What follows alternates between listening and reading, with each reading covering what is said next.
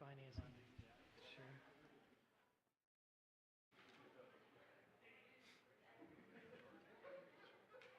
So, Mr. Burton, I just want to confirm with you again the same thing Not here good.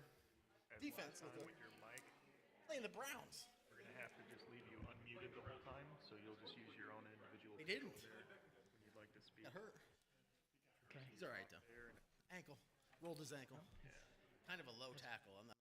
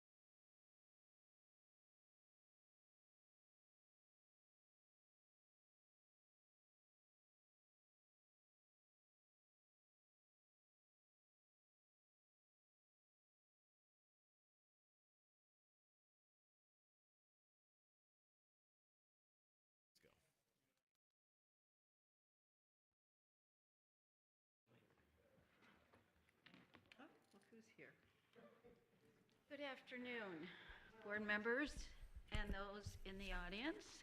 The time is 2:04 on Tuesday, August 22nd, and I shall call to order this briefing meeting.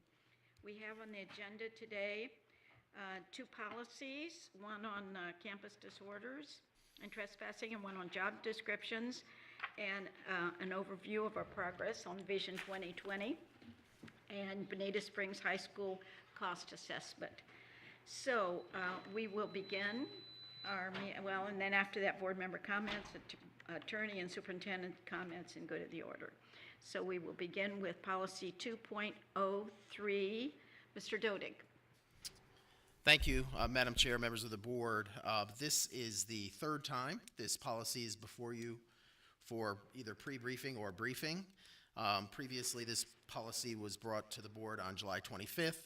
We made some changes, brought it back on August 8th, and this is the briefing that would occur prior to the public hearing, which is tentatively scheduled for September 5th. So Mr. Martin and I are here for any questions you may have. Board members. Can I direct a question to you, Steve, please? Yes. Okay, I remember when this policy first came before the board, you were good enough to look at the law and figure out the changes that we proposed to the policy. Since then, I've had a lot of people come to me with questions. Can you just refresh my recollection as to your mindset that day? Because the way you said it that day made so much sense. I hate to put you on the spot like No, that, that's but fine. I can't. That's I haven't fine. had a chance to talk to you, or the ability to talk to you. Really. The original language was provided that actually took out the exceptions that the Florida statute, that the legislature actually provided, basically not inhibiting our taxpayers in the sense that if they happen to come to one of our facilities and they have made the necessary precautions that they had a firearm, but it's properly encased in a locked vehicle and it stays in a locked vehicle, and it's kind of the do not tell type of policy. But it's more important to that because even if you did the right things and that exception that the legislature provided for entities to have wasn't in there, and we were actually striking that exception, if by some fluke or circumstance they actually somebody said, look inside their car and they had their car searched, or there was a reason to do that, they could be guilty of a felony. And that's I thought was a little bit going beyond. So we still have zero tolerance. If somebody takes the gun out of the car, then the policy applies and it's a felony, and we pursue it. The reason for the original exception being taken out was, again, I believe our attorneys in good faith were taking away any ability. They say, well, if we do have an infraction of a gun, the fact that we didn't put that policy in, is it that much harder to prosecute? And the answer is, it potentially could be, and that was the potential for the prosecutor said it potentially could be. I still hold fast that, look, if you take a gun out, there's no excuses. We're 100% diligent of that. There is no expectation of anybody to think they can carry any weapon on board, except for if the superintendent so allows, and we give him that authority based in our other parts of the policy. But this basically just allows taxpayers to have the exception that the Florida legislature provided us, but they still have to act in a prudent manner, which I feel is a reasonable exception, and that's the reason why I asked to have it put in, and I would still like to have that in there for that reason. I totally agree, totally understand. Can I ask a couple more questions? So tell me, in your mind, what would happen if an angry ex-employee showed up with, under this policy, as it's written right here, before we adopt it, what would happen if an angry ex-employee showed up? Well, it doesn't matter whether it's an angry employee or an angry boyfriend or a derelict on the premises. As soon as they take a weapon, and whether it be a firearm or a knife or anything that's considered as a weapon described under Florida statute, as soon as it becomes on the property, it's a violation. So if they walk on the property, it's a violation. When they step foot on the property, when they pull it out of their car, it's a violation. So that doesn't change, and we fully enforce the law, and it's a felony. So the only thing is if you happen to have it, you're going on a fishing trip and you have a Bowie knife for cleaning the fish or whatever you may do, and you have it properly locked inside your car, that's not a felony. Whether somebody says you have it in there, you know, it's really none of their business to even answer that question, but they wouldn't be in jeopardy of having a felony for something that never goes in the ability of being used on campus grounds. Right, so even like an angry ex-employee, the minute they take that gun out of that encasement in the car, They're in it violation of becomes law. a violation. Correct. And then, and finally, my final question is, we do have students in our schools who are above the age of 18. So does this permit them to carry weapons on our campuses? I mean, I know the answer, but. Yeah, I no, feel no, like and this again, doesn't and I don't want to even get, I didn't want to make the legal, Mr. Martin kind of gave me a sour look as far as when, you know, at what point do they break the law, you know, as far as taking out the encasement. The bottom line is that if there's a weapon on premises, they're liable for the felony, and then there's no exceptions to that. And under 18, there's no exceptions for that. So it's just letting honest people do honest things in a prudent manner that doesn't add any harm. In my mind, and again, I'll let Mr. Martin address it on a legal position, but on my mind, I don't believe it puts our district in any further in harm's way in any way. It just allows people to do what's prudently right to avoid any confrontation. Mr. Martin? I agree with the answers that Mr. Toiber has provided. With respect to students that are over 18, the exception that's in the law allowing for encased concealed weapon possession within the vehicle applies to anyone over 18. Does it say that? 18. Yes. Well, it does in the That's- I see. statute that's Yes. referenced, yes, ma'am. Okay. So I think there's a perception out there that we're letting kids carry guns on school campuses, and that is not what this does. And I just want to make that very clear. Thank you. Okay, yes, and I've had some emails and comments by people who have that same impression and perception, and even think and have related it to the effort to arm teachers on campuses. So I just did a little bit of research, and schools generally are safe havens from gun violence, and that has happened because of laws that were imposed post-Columbine, which definitely have helped to make K-12 schools even safer and have significantly reduced gun violence in these places. But sometimes dangerous gaps in gun-free laws, like concealed carry exceptions, could threaten the safety of children and threaten the livelihood because of those misperceptions of people in the public.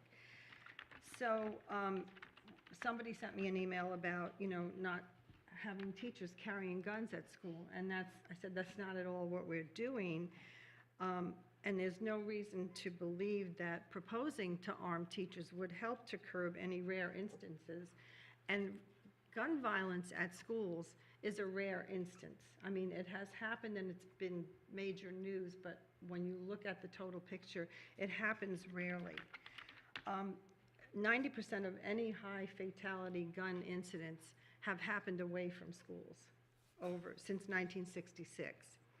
So I feel that gun violence prevention measures for our schools should focus on educating kids and parents about the danger of firearms, and then clearly defining what we mean in our policy. I went to Statute 790-115, Section 2A, and it says, you know, that you can't have any kind of a firearm, electric weapon, device, knife, razor blade, or anything like that, except as authorized at any school-sanctioned activity or on a school property, school bus or school bus stop even, okay? However, a person may carry a firearm on school property in a case to a firearms program, class, or function which has been approved and advanced by the principal or chief administrative officer of the school as a program or class to which firearms could be carried. Number 2, in a case to a career center like our Public Service Academy having a firearms training range, or number 3, in a vehicle pursuant to the statute that Mr. Martin referenced in this new policy 203, 790.25, except that school districts may adopt written and published policies that waive the exception in this subparagraph for the purposes of student and campus parking privilege.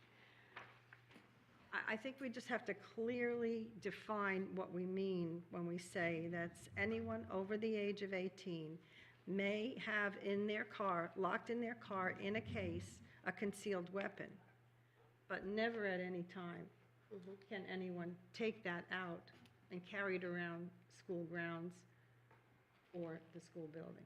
So I just think we have to really make sure that everybody is cognizant of what the intent of this policy is, and that is to allow for prosecution in the event that someone should violate that exception. Do I have that right, Mr. Schorber? Okay. So, Ms. Fisher, do you want to summarize where you are with this then?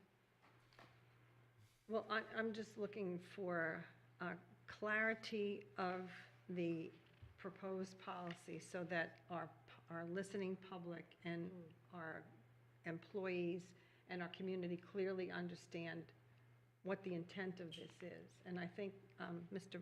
Teuber, along with Mr. Martin, did a good job of explaining that, but yet even coming back after the last conversation, some of us weren't clear, and we've had many communications indicating that people reading about it in the paper and hearing about it on the news are not quite clear about it. Right. Mr. Martin?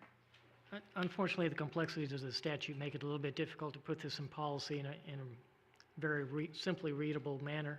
But the end result of the effect of the proposed policy is that the possession of firearms are prohibited on a school campus with one limited exception for individuals over the age of 18 who possess them in a vehicle encased, concealed. That's the only exception. And law Otherwise, there's a enforcement. general And law prohibition. So Enforcement, excuse me, we can yes. speak pretty consistently about that to anybody that questions Right. us. Okay. Any other discussion? Or anything else related to this policy for Mr. Dodig? Okay. If not, Mr. Dodig, you all set? Yes, I am. Thank you. Okay. Thank you. Thank you. We will now move to policy 5.021 to our left side, and we're going to talk about job descriptions with Dr. Pruitt.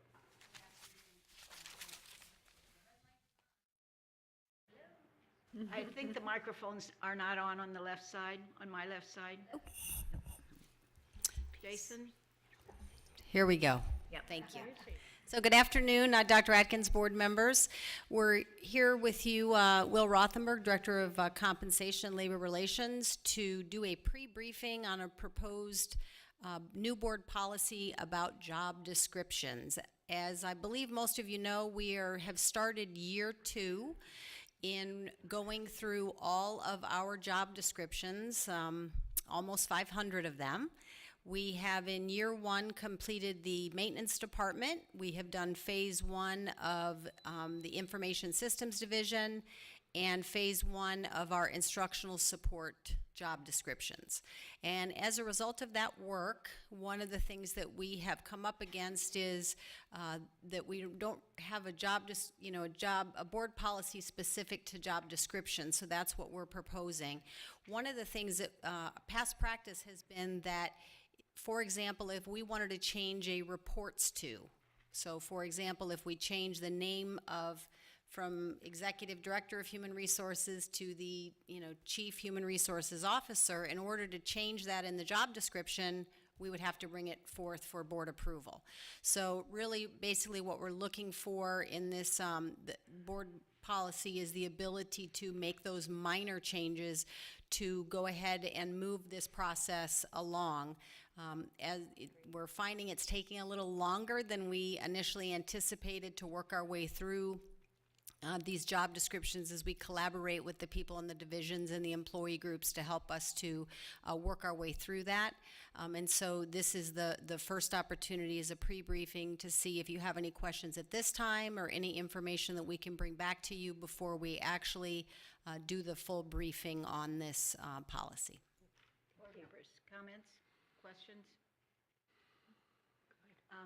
Actually, I think that's a very good idea, especially allowing the superintendent to make minor changes because jobs change over the years in minor ways, and bringing that all back through hearings and board approval, and all of that is something we don't need to continue doing. So I appreciate your efforts in this.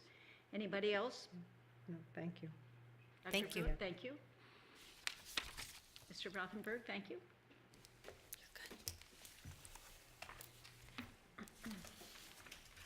And next, Dr. Atkins and Cabinet, you're going to give us an update on Vision 2020 progress. Yes, we will. Thank you very much, Board, Madam Chair. Just as Dr. Carlin and team make their way up to the dais, just want to say that really proud of the work of really all of our principals, teachers across the entire district. We have seen a year of remarkable growth. We've moved from 35th to 30th overall academically, which is the second largest point gain in this district's history. So very proud of that. We made significant or substantial improvement in just about every academic area with the exception of history, where we stayed the same in social studies. You also see a number of the other goals in goal 2, 3, and 4. We also made significant or substantial growth. So proud of our efforts, but as you know, we are continuing to work this year.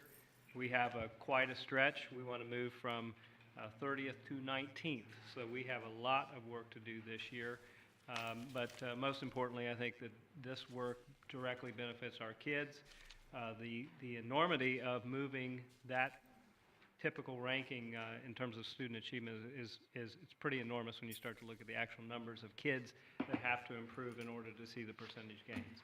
So having said that, I'll turn it over to Dr. Carlin, and really all of Cabinet will take an opportunity to update you relative to their portion of the plan. Thank you, Dr. Atkins. Good afternoon, board members. Dr. Atkins, of course, Mr. Martin, and to our entire team and everybody here. We'd like to start out today by sharing a quick video with you. This is the reason why we have Vision 2020.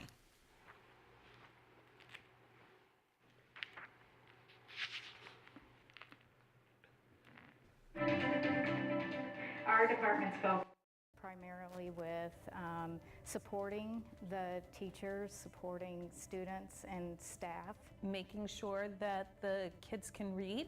Focus on this school year is definitely on rigor and getting the kids thinking more and having them talk to me a lot more than me talking to them. Nutrition, more choices for the children. I always want to make sure there's always a safe ride for every student every time they're on the bus. So safety is definitely our number one goal. Obviously increasing our test scores, helping our students achieve that graduation, that high school diploma. The main focus over the summer is to make sure that all repairs in the classrooms, the teachers have all of the stuff that they're going to need. As far as, the student level is concerned, is obviously you want to see them all succeed.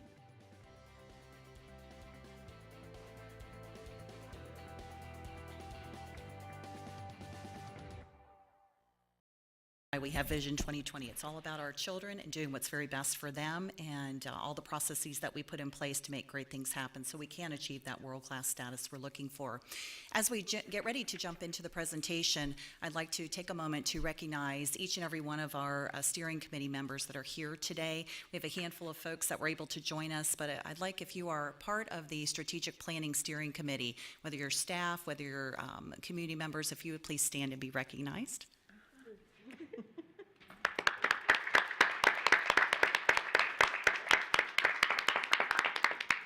Thank you. And we had a number of people that were unable to join us just because it's in the middle of the workday, but they do promise when we go for board approval, they will be here. So thank you. So we're going to jump right into the presentation. We're going to start off by always remembering what our vision and our mission are as a district, and that is to be that world-class school system, and making sure that each and every child reaches their highest potential is what we're going after every day, not only in our schools, but at the district level. And I know you're committed to that as well. Just a reminder also about our 4 areas, our 4 goals. Number 1, increasing student achievement. We know that is the end game for all of us, making sure that each and one of our students achieves their very highest potential and makes gains. And then the other 3 goals support that goal. So looking at family and community engagement, making sure we have the best and brightest in front of our children each and every day, as well as down here at the district office providing a support role.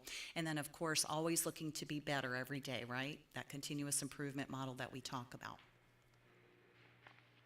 So when we talk about progress relative to our strategic plan, you'll see that we have a number of categories here. The targets that have been achieved, and remember we do have a number of student achievement milestones. If you refer to your backup materials, you will have the adjusted or the updated Vision 2020 document that has all of our data outlined for you from fiscal year 17, but you'll see really happily, like Dr. Atkins just talked about, 11 targets and 4 student milestones achieved. Favorable progress, so we fell a little short of the target, but boy, did we make gains this year, and so we have 12 of those in that category. And then when you look at the category of no progress, and that's not the one we like to see, but we have to acknowledge that in our targets, we hit all of our targets, but our milestones, we did miss one, and that was in the area of social studies. And when we talk about that, it's really no progress. It stayed the same, and we'll talk about that briefly. We do have some areas where we gathered baseline data this year. We just did not have the data available, and so this was our baseline year to collect that. So moving forward into FY18, we'll be reporting to you on those targets as well. We do have a little bit of lag in some of our data. For example, our retention data does not come out until September, October, so we just don't have that to provide to you. But rest assured, as soon as that data comes in, it will be in your hands. We'll make sure we get that over to you. So you can see overall really good news in terms of our targets achieved, milestones achieved, certainly progress made on a number of them. Fell a little short of the target, but we're digging back in and we're going for it this year. We're going to make those. So we'll move on to our next area as well. So our format for today is we're going to take an opportunity by goal team to share with you the progress as well as plans, some things we have moving forward. We have talked preliminarily about some strategies that we will employ, and we'll talk with you about next steps at the very end of the presentation. But the good news today, we want to share highlights, tell you what we're working on, and then where we're going from here. So at this time, I'll turn it over to Brandy Macchia and our Goal 1 team. So good afternoon, board members and Dr. Adkins. Today we're going to talk a little bit about Goal 1, and obviously we won't get near as in-depth as where we have been, so just know that there's lots of other things behind what we share today. So I'm going to start a little bit with, and I know you have it in your backup material, we are not looking to add any targets in Goal 1, so we're continuing with where we currently are. There are some minor edits to the language, and then we have added, as you saw Denise just shared, there's some baseline data that we didn't have baseline data. So last year was our baseline year. But we're going to talk about some of those highlights, which Dr. Adkins alluded to a couple of them. So in looking at the data, we did increase in our student graduation, in our students graduating with at least one industry certification. We had a decrease in our out-of-school suspensions. We don't want to increase in that. And then when we look at our target 3, so our target 3 is the one that looks at all areas of the school grading category. We made progress on all areas in student achievement milestones except social studies, which you did hear the social studies. However, social studies remained flatline as it was in 2016, so it did not go backward. However, what's important to note about that target 3 when you're looking at that, to put that in perspective, this is the first time in our district history that we have no F schools. This is the second largest increase that we've had in state rank. So back in 2009 was our largest rank up, but this year we went up 5 places. That's the second largest rank up we've ever had in the school district's history. And then it's the first time, so even though social studies flatlined, it's our first time since 2006 that we've had every area go up or at least flatline. So we had no decreases anywhere on our school report card. So if you go all the way back to 2006, that was the only other year since school grades came into place that we did not have a decrease, but in 2006 we had 2 areas that flatlined. So in fact, we're calling this one our win. So that being said, that kind of helps put in perspective when Dr. Adkins talked a little bit about, while we did make really good progress this year, we moved up 5 places, again, our second highest ever. We need to move up 10. So now what do we do going into the 17-18 year in order to double those efforts? So some of the strategies that we're working on is we are promoting readiness in kindergarten. So you do see that there are 2 targets. So we're continuing to expand that through grants, through opportunities for students. We're also providing extended day and year opportunities that are targeted to student needs. What's a little different about that is, as we've gone out to meet with some of our higher needs schools, we're having conversations with them about what specifically are the materials that they're using, what are the standards they're working with students on to help better align what's happening in the classroom to what's happening after school and or before school. We're also increasing access to comprehensive services. We're increasing career and technical education opportunities. So there are different opportunities coming on the board for students, so that maybe the areas that we had previously weren't of interest to them. Some of them you've heard about from Bonita Springs High School, but what are those other areas that some of our students may be able to dip into? We're also utilizing formative and summative data to make best decisions for students. We've always had data around. Last year we began to use data dialogues. This year we're calling them data force. That's where our principals come in and meet quarterly. This year we're modifying that a little bit more to where now there are more people that are at the table, more people who can help impact that student data, so that that way we have a comprehensive picture. It's not just the curriculum department, it's not just staff development sitting there at the table, it's also HR at the table, it's also are there building or operations things. So we're trying to expand what that looks like, as well as our departments now have goals that have to address Tier 3 schools. So our schools that are our neediest schools, as a part of department improvement plans, they now have to also have those schools on their radar. So it's not just about what do I do in my world, but what do I do in my world that impacts our neediest students and our neediest schools. Then we're also providing differentiated standards-based curriculum for all students. We've said that for years. The things that are happening differently this year, you've heard about the reading programs. We've had a number of training. I think at last count we figure out we've had 75 trainings in professional development in reading alone in the last 2 months that have been offered to our teachers. We have math and science progressions that have been modified to better meet students' needs. That's to better meet students who are struggling, as well as to better meet those students who need additional enrichment quicker, and how can they get access to that. We also have had a social studies purchase in secondary, so hopefully we do not plan to see that flat line next year. And then we also have additional targeted content support in more schools. So we're broadening that net. So we're beginning to look at not only who are the ones that the state has identified, who are the ones that we know to struggle, who's that next layer down that kind of tips in and out, how do we help support them, and then who's that next layer below them that something's going on that we're not sure, and how can we help provide regular support to them. So those are a few of the strategies that we are working on to meet Goal 1. Again, like I said, that's just kind of touching the iceberg, but I would say overall with this Goal 1, we are attempting to become much more systematic as a system. Instead of this person do this and this person do this, how do we make sure that everything is aligned from pre-K all the way through when they leave us, and all of our departments that support that initiative. Do you guys have any questions for us with Goal 1? Questions, board members? It's pretty comprehensive from Ms. Patrica. I'm just wondering if going forward, we can compare ourselves not only to all school districts in the state, but to our peers, the other large districts in the state, so we can see how we're growing and improving as compared to how they're growing and improving. Yes, and we do. I could probably whip that chart out here for you, but yes, so we do, but that's absolutely something that we could share. Anything else, board members? Just recall one of the things as it relates to the state ranking, although we are working to try to get ourselves at number 5 overall in the state, we would like to be the number 1 mega district in the state. So that is something, that's a piece of data that we're constantly looking at. And I will say, in terms of comparing ourselves, one of the things that we do when we're looking at strategies is we also mine a lot of those best practices from some of those other districts. Miami-Dade is one of the examples. Our tiered support instruction or innovative support design is something that was literally, we stole the algorithm off of Miami-Dade, made our own adjustments to it, but we do compare ourselves to them.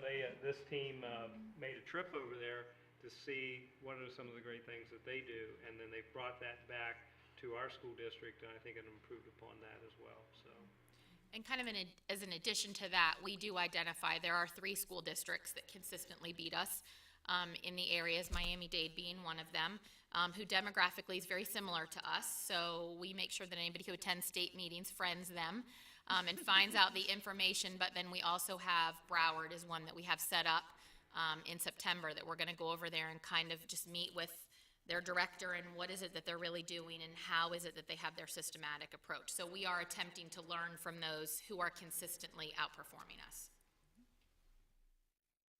Board members, anything else? Well, we look forward to the day when they come to visit us. Oh, and just to comment on that real quick, we did have some real interest in what we're doing with our international centers. You know, we went out looking over Miami-Dade, Broward County, Palm Beach in terms of what are you doing with your ELL students. As we started talking about what we were doing with our international centers, they turned it on us and wanted to come visit and see what we were doing. So, yes, that is the ultimate goal, and we're already getting into a little bit of that now. Ms. LaRiviere? Oh, I was just thinking, when you said that, I remember the days when Dade and Broward were coming to us, finding out what we did with curriculum. And so it's good to see that, I think there's a lot of respect that everyone has for Lee County and continues to have, and I like to see that collaboration, and it's great to know that learning never ends. Thank you. Dr. Atkins, if I may, one other compliment I'd like to give to the team is, and this is Dr. Atkins as well, the initiation of an academic cabinet this year, where we are actually looking to address Ms. Patrica's part of her question also, to look beyond the state of Florida, looking at benchmarking sites like the National Center on Education and the Economy, which actually looks at not only within the United States but outside, looking at some of those best countries that are outperforming us, internationally, and what are those practices we can steal from them to employ here. So. Some of us have volunteered to go to Finland. We'll come back with that request later, right? All right, thank you, Goal 1. I do have one question related to that. Now, are all students doing goal setting for all of their core academics? Are they still doing that? And do they do it with their Chromebooks now at the secondary level? Yes, ma'am.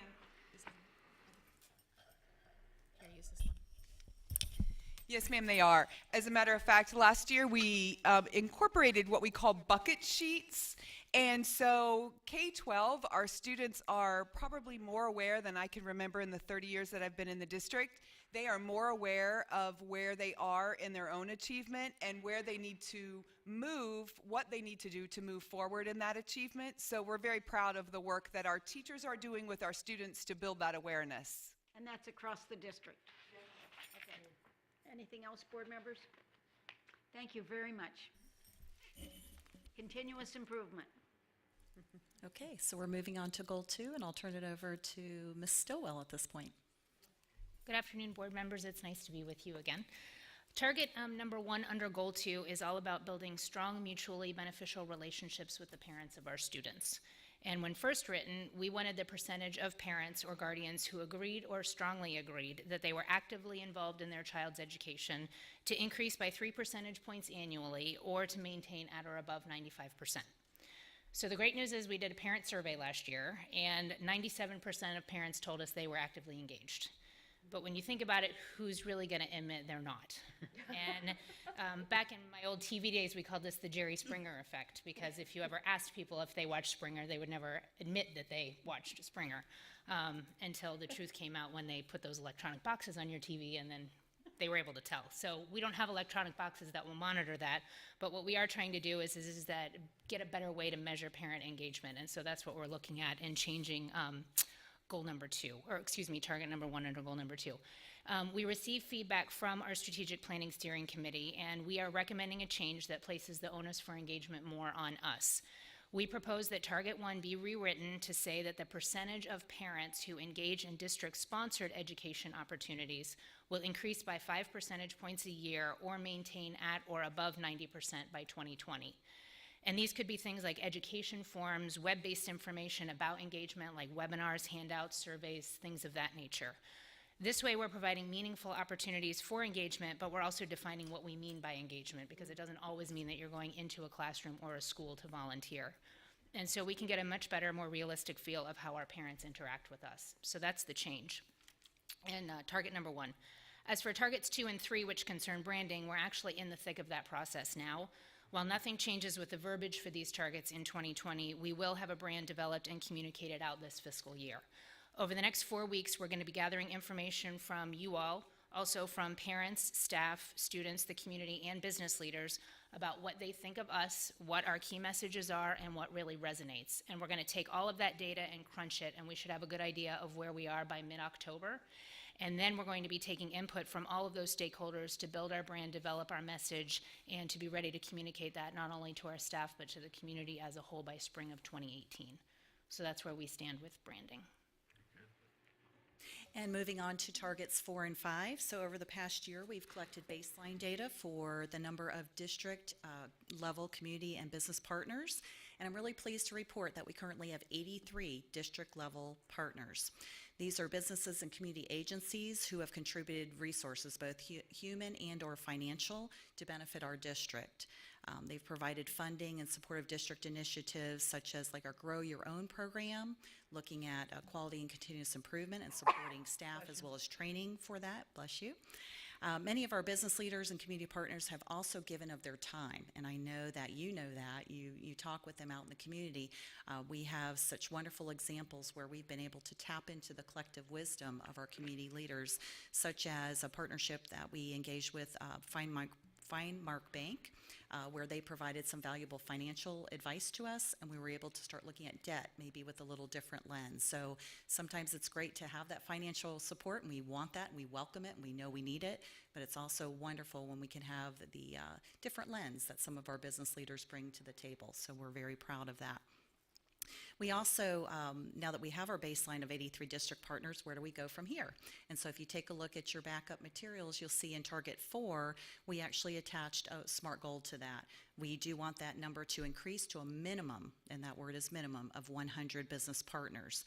We do have some work to do in this area, though, I will tell you quite honestly.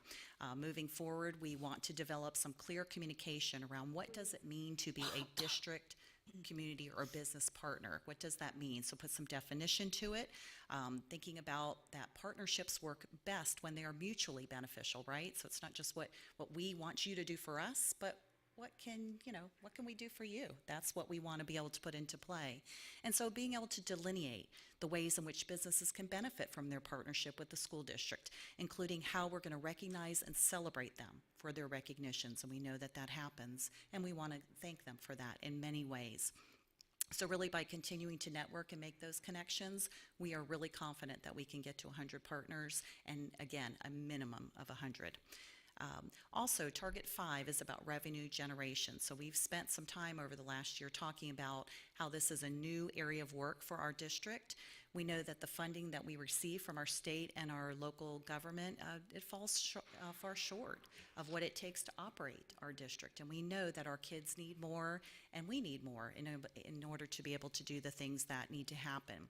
So last year, we tracked the amount of funding that we brought into our district, and we looked at competitive grants as well as fundraising, because there are grants we want to go after, and there are grants we haven't sought that are readily available out there. And we've even had some community members have said, hey, have you gone after this? No, we hadn't. So our grants department, you know who they are. They are very aggressive. They want to go after this money, and I'm really pleased to report to you just recently, we have earned a grant for $300,000 to go toward after-school programs, before and after-school programs at some of our Tier 3 schools. So I am over the moon, delighted. Terry Kinsey, Dr. McCullers and their team are to be congratulated, as are our principals and their teams for going after that grant.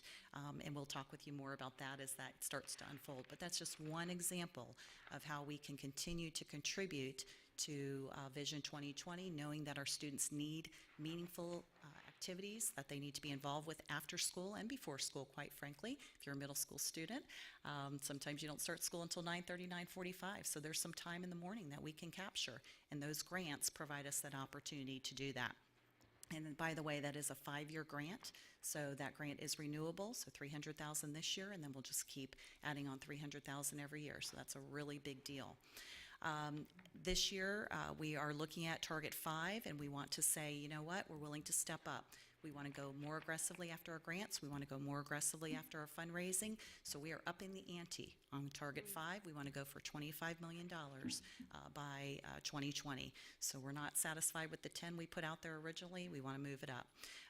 We did receive some feedback from our steering committee. They said, let's go ahead and separate out our competitive grants and our fundraising so we can really see what that number looks like, and that's fair. So that's what we're going to provide for you when we provide updates. So moving ahead, What we want to do is continue to expand our efforts, reap the benefits of the groundwork that's been laid over the last year with community networking, partners, and really getting out there and seeing what we can do. And while we continue to pursue all the good things like naming rights and advertising on our website and all of those wonderful revenue generation strategies, we also want to initiate some other programs. We want to look to our friends at the university and say, what are the things they're doing? You know, they have things like alumni and friends of the university giving money, endowments, and other opportunities like that. So we want to go after that. And the good news is we do have a fundraising coordinator who will be coming in, and so we'll be working in partnership with that individual. So this is really exciting work. This is new work for us. We're just finishing up our first year in this area. There's a lot more to do, and we're excited to go after this funding because we know our kids deserve it. So questions on Goal 2? Just one comment I'd like to make before we go to questions. I do acknowledge Marshall Bauer, Robbie Rostorfer in the audience today, and the foundation has been a really good partner to us. He patiently worked with me on the establishment of the Vision 2020 Fund, so that we're going to be really, it's up and running, but we really want to have a big release as it relates to that. He also has patiently worked with us on the Bonita Bay Fund, and they have they're well over $100,000 at this point, and I know he just was working with Mark Mora and also with Jeff Estes, the principal out there. They're going to start putting those funds to use real soon, so thank you very much. Wonderful. Thank you. Thanks. Ms. Petricki? Yeah, I'm just really excited that we're working on a way to measure our partnerships, because I think that that's going to give us the ability to actually get more of them. So I'm really excited about that. And I'm also excited that we're separating the grants from the fundraising. I just think it's an important distinction for us to make. Our grants department works super hard. I think it's harder to get people to donate to a public school system when they're already paying taxes for the public school system. But grants is an area that we can always improve. So I think that's fantastic. And Lauren, I don't envy your position, because so much of what you do is not measurable. And I really love data and measurement. But all of that being said, I think you rock, and I'm really, really happy with where you're headed, so thank you. Anything else, board members? All right, we shall move, That's okay. Well, just a real quick share out that goes with, I met someone quite ironically the other night. I shared with Dr. Atkins, who does very big high-end fundraising, much higher than we go out and ask for. And he said, so I asked, I said, so tell me about this, because we're trying to do this within our school district, and what's the best way? And he said, what I'm doing with you now. He said, you probably don't have $4.5 million to give me, but you know people, and they know people, and as we make those connections, that's going to be the key piece. And we're in the people business, and we should, I think we have proven this year that we are quite capable with building and developing those relationships. And I'm excited to see what happens. And I just also noticed today, as I was looking at the PowerPoint, the change in PowerPoint presentations is amazing. We can actually read them with clarity and understand, get the information. So I don't know whoever worked with this, because it is actually readable. Thank you, Cindy. I'm getting points. Thank you, Ms. McClung, because there was a time where there was a mindset that they all had to have the same background format, but it wasn't always conducive to being able to understand. So thank you very much. board members, anything else? All right, sounds good. All right, Goal 3. Goal 3. Good afternoon again, everyone. So I'm very excited to give you an update on Goal 3. On the first target about overall turnover, we will have those numbers in September, which means we'll probably report back to you in October about that exact number. I will say to you that the incremental looks that we were doing indicate that this is a target that we may not hit. But I'm very excited about moving forward, how we're going to be able to move that in a very positive direction. In terms of the highly effective administrators, while we do agree that we want a highly effective administrator in all schools, the way that target was written is really not something that we can consider actionable based on how the evaluations are done. So what we've replaced that with for this upcoming year is looking at turnover in years 0 through 5. That is directly from the KPI and a measure that is really indicative of, because that's where we're losing most of our teachers, so that's where we really want to kind of dive into that turnover number and look at that. We are planning sometime in the future to look at some type of leadership succession type goal, but until I can figure out how to do that in a measurable way, I'm going to have to do a little more digging on that and then come back to you with that. The recruitment target we met, and that's evidenced by being able to hire all the teachers that we did for this coming school year. I'm happy to be the first one to tell you that I have met an FY18 goal based on the classrooms that were not filled on the first day of school. The number was lower than it was the year before. It was 22 the year before, and if you remember the year that Dr. Adkins sort of gave me a very clear directive on, when we had 120 the year before that. So we've made some very positive changes relative to that. Our wellness goal, we just about met. We were aiming for 50%. We got 49.2, and we're very excited for this upcoming year. We already have more people scheduled, so we're on track to really do well in that goal moving forward, just by changing the way that we've done some of the health screenings and set them up. So as I know you're all familiar with, the HR retention wheel that has been based on the various ways that we're collecting data through exit surveys, through the instructional survey, and then through all the work that we've been doing through Dr. Halstead's Black Belt Project, and then the HR division going through the Sterling Challenge has really allowed us to be able to focus in and really go to work on each of those spokes of the wheel in the HR retention plan. So we're very optimistic as we're moving forward. So that's goal 3. Board members? Very impressive. Thank you. And that brings us to goal 4, which is to become a model continuous improvement organization. And our purpose around that is that we do just want to get better every day, and we want the work to become the way we do work, rather than people thinking of it as something different. It's the way we operate. So we're going to start out looking at some of the highlights. First was that 36% of our administrators have received some sort of Lean Six Sigma or other continuous improvement training, which we're really excited about. That included Yellow Belt Project, Green Belts, which also include a project, and our own Dr. Shelley Halstead completed a Black Belt project, which we are super excited that she has done that work.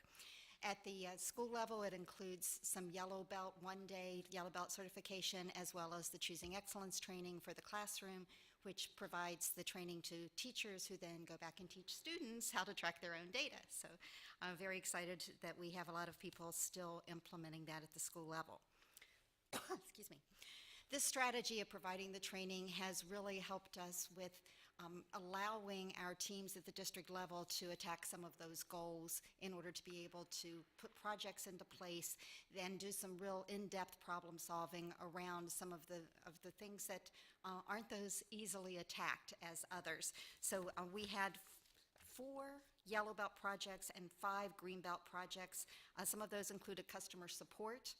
We had a revenue generation Greenbelt project that is ongoing, and then we also have a Greenbelt project around transportation efficiencies, and they're working with Mr. Blurton. Okay, I'm going to stop now. They're working with Greg Blurton on operational efficiencies and trying to move the proximity plan along with the transportation services to really see some results there. So we're really excited about those. Once schools and departments have implemented that training, then they have the opportunity to take part in our CSI LEE process. And it is well known around the district as being a way to share best practices, but it's a lot more than just sharing of best practices. It really is a deep self-evaluation process, as I'm sure Dr. Pruitt can attest to, as her division was the very first to take place at the district level. The whole division was visited by curriculum and staff development team, who provided some feedback on the self-evaluation process that the HR division went through, and that helped prepare them for their Sterling Challenge that they went through this year. We also had another first. We had our first collaborative visit. Diplomat Elementary School's leadership team did a self-evaluation and then met with me to plan for some improvements in order to get ready to host a visit this year. So we're very excited about that as well. One of our other highlights was the decrease in the state requirements for educational facilities, that's a big mouthful, but SREF deficiencies.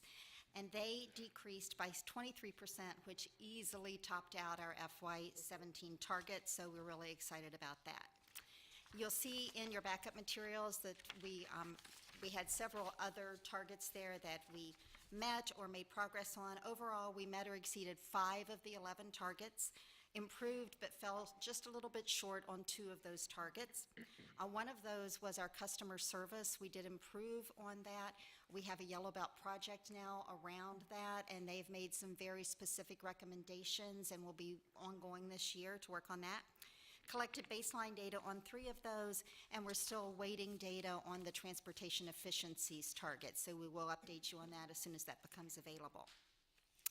So based upon the data that we reviewed and then feedback from our steering committee, we changed a few of our targets.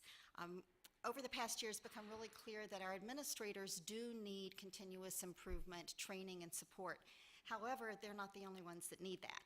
And the way our plan was written, we were tracking only administrators. So their teams need to have that expertise as well. So we've developed criteria that was also in your backup materials, where we will be able to look at the number of hours of training that our individuals receive, and then we can also look at levels for school and departments. So there were criteria levels for both of those, and those are in your backup materials if you want to take a look at those. We've also added 2 goals around those, one around individual achievement and then one around school or department level achievement. The other changes that are made are around our data systems targets, and Brandy Mackey is going to discuss those with you. So if you look in your, when you looked at your backup material, you may have noticed that targets 6, 7, and 8, those were all about data systems. So when we originally worked to develop Vision 2020, our district was really kind of on the beginning stages of, while we had students that track data, we did not have a very systematic approach from school to school as to what we looked at, how did we track it, how did we monitor it at the district level, how did we make sure that what was going on in departments aligned with what was happening in schools. And so as we began to work on this goal 4 originally as a steering committee, we felt that it was important to look at making sure that all the employees had access to a system, that they felt like they could get to data to drive their work, that they could have some type of a scorecard system that they could actually look at, and then now not only do you have access to stuff, you have a scorecard system, but then that you're actually making improvements on goals. Our recommendation now, based on meeting again with the steering committee and kind of talking through where we are, is we're recommending the removal of targets 7 and 8. So the reason for that is target 7 originally talked about the percentage of schools and departments that use a dashboard or scorecard system.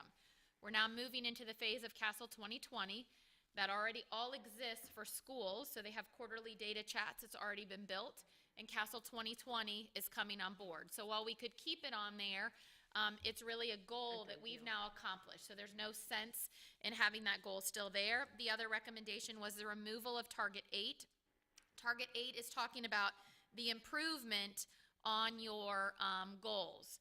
So at first instinct, we kind of went back and forth on, well, we really still need to have that, but what the conversation finally landed on is, well, this should become evidence if it's important work and if our goals are truly aligned to Vision 2020, All of this should now be evidenced in other places in Vision 2020. So for example, all the schools and all the departments, we should see those as we look at Goal 1. So if in fact improvements are being made, and we can drill down because we have Castle 2020. So we're also recommending the removal of Target 8, which is, so we're not saying that we don't want them to continue to maintain, but we are tracking that progress in other areas, in other ways, because everything's now aligned to Vision 2020. Where in the past, departments could write goals that may not in fact be aligned. So as that alignment's improved. So what that then does is targets 9, 10, and 11 that were our previous targets 9, 10, and 11 will now become 7, 8, and 9, and there are some minor changes in the language in those if you look at those. But that would be the recommendation from the steering committee to remove target 7 and to remove target 8, keep target 6, because that's still making sure that all employees feel like they have a data system that supports them and allows them to drive their work and get the information they need. That's our red flag, that if something goes awry with that, then we need to build something that better meets their needs. Are there any questions for Goal 4? Mr. Torber? I really like the entire movement that we have now for our Six Sigma and the internals that we have. My question is, are we still submitting some of those to the Six Sigma process and the Black Belt process are global tools that are used across every discipline. And the fact that back in 2003 or 4, it became prevalent in the state level when there were so many, when Pratt Whitney and Boeing and General Dynamics and all these companies, that Sunkist, all those corporations in Florida were inundated by Polk County and Lee County coming in with a Sterling and actually, competing head to head only in education versus, building widgets. I don't know, are we still taking some of ours, and I know it's a little bit extra work to actually, memorialize it and document it in their format, but to get that that state notoriety and again, put us more on the map, are we still using some of our projects and enrolling them in the Sterling? That's our goal. We have a total of 9 projects this past year, and the plan at this point is in the fall, possibly winter, looking at timing, to hold a showcase, which would highlight all of those projects here, and then, funding permitting, send one of those teams to the Sterling competition. You may remember a few years ago, we actually had 2 teams that went to nationals. We had a team from Tropic Isles, and we had a team from Food Services that went to nationals through that process. So yes, that is our hope. I support that. The board, if you haven't seen, I know Jane remembers when we had our Food Services and Tropic Isles, it was huge. And for the notoriety that Tropic Isles got, both at the local level, the state level, and then of course the national level, I think that the work that we need to do needs to be showcased in those mediums where it takes away the fact that it's just education. It transcends all industries and all disciplines, and it really shows that our people know what they're doing at a national metric level. The Motorola, whether it's the Motorola version on the national level or the Sterling in the Florida. Yeah, it's we curriculum and staff development actually had a project ready to go this year for Sterling, so we had begun to do that, and then their dates when we were going to have to do the proposal landed and crossed over when our cadre training dates would be. So we've kind of had conversations with them, not that we can control it all, but how can we control where that lives in the week so that way it's conducive for everybody to participate. Perfect. Thank you.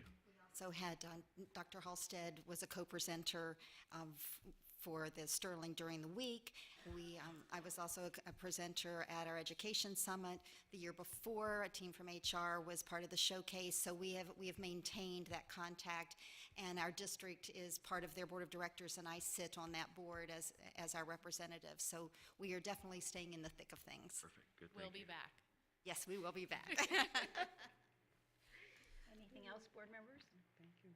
Great job. Thank you. Very impressive. You all do great work. It's just really fun to see that we're measuring, and we know we're improving, and we know where we need to go, and now how to get there too. So that's a nice addition to this. Thank you. Yeah, I'm a little bit of a data nerd. It's kind of fun to see it. So moving forward with next steps, we know that our action plans are already being deployed. We have school improvement plans that are already out there, schools up and running, and they have set their goals and they're moving forward as well. Department improvement plans are in progress, so we will be looking at those toward the end of the week. So those are all in alignment with Vision 2020. In terms of board approval of Vision 2020, we love your feedback, and this is very helpful for us. We can go back with our teams and incorporate what we've heard today. So we will bring that forward to you in a final format, Vision 2020, for board approval in the month of September. We have heard the board's desire to engage in long-range planning. That's very important to us as well. We start to look at 5-10 years down the road. We know that we have a variety of issues ahead of us, from planning, new school construction, funding. We know all of those types of things live out there, and we want to be ready for it. And so we are committed to engaging in long-range planning. We have set a workshop date with you on October 17th. That'll give our teams a chance to come back together after today, incorporate some of the feedback you've shared with us, think about other opportunities to engage with our steering committee and the community at large, our staff and schools, bring something back to you, and then engage in our long-range planning with you in October. So we look forward to that. That'll become the next part of Vision 2020, maybe even Vision 2030, dare I say. So that'll be some work for us to engage in together. So at this point, we open it up for any questions in general related to Vision 2020 or long-range plan, or anything else that you'd like to share with us for feedback. Board members? Thank you very much. I'm just so excited about the long-term planning. I'm so excited about it. And if we can continue with our expertise out in the community, if you would join us and continue to help us move forward and share your visions with us, I don't think there's anything that we can't do. So thank you. Thank you for hearing us. I'm very, very appreciative. Absolutely. And thank you both for being here today in support of all that we're doing, and we support all that you're doing too. I guess I can't. Okay. First of all, I want to just congratulate all of the staff. The progress that's been made at a time when you are trying to change a culture, I think, is remarkable. And I think what has made it possible is the vision and the buy-in to the vision, because people understand quantitatively what it is we need to do, and they have the tools to get there. So I just think, it was an ambitious goal, but in the context, I think you guys have achieved an awful lot. I also want to say that this is an exciting presentation. This is the way we should always be talking. Thank you very much for all the work that went into this. This is really meaningful stuff for the board. This is what we need to hear, and this is what we need to be talking about. So I just think this was a huge presentation today, and I really appreciate the time. So, Ms. LaRiviere? I just want to thank you, because people don't realize the actual time that you put in and the ways that, in order for these goals to be met, the ways that you have to provide this work to provide for all of you out there, the support and the tools necessary so our classrooms can meet those goals. You work above and beyond, just like our superintendent works above and beyond. And it's noticed. And I just want you to know how much you're appreciated. Very nice. Ms. Fisher? Yes, and I just want to say that it's really important to recognize the fact that our community is recognizing the hard work of our staff. The last 5 community events that I went to, people have said, wow, things are really better at the school district, aren't they? And that they have had opportunities to make connections with members of our staff, and they say that for them that's something new. And so I think it's really being recognized. So all of the hard work that all of you put in is evidence. I don't know how you measure that, but people talking about it out in the community is evidence to me, and thank you. Anybody else? And I too thank you. Forever, I've been in education 45 plus years, so when I think of the very beginning, and Mary's been close by me there, to now, what a difference from a beginning teacher where we did 1 yearly assessment, national assessment on our students. We looked at it and we put it in the drawer and kept on doing what we were doing, to the point that we would say, well, we do need to improve in this or that, to now we need to improve, and here's how we're going to get here. and we're going to measure it along the way, because we'd have to wait a whole year to find out whether we had made any difference, where now, every step of the way, if this is working, we keep doing it. If it isn't, and I was really impressed with scratching out some of the previous goals because they weren't significant or relevant or didn't meet where we really wanted to be. So we're continually adjusting and making it work for all of our students. I do have one other comment, Dr. Atkins. When I look at these 4 goals, you have them listed in a linear way. And my vision, which no one else may share, which is fine, is that continuous improvement is either the foundation or the roof. I mean, that's what all of these are about. And the other 3 are kind of departments within that, but we're all focused, everybody's focused on the continuous improvement. So I don't know where that fits into where you're going with this, but just a thought. Anybody else? Thank you so much. You all are doing a wonderful job, and it shows, and it will pay off. Thank you. Thank you.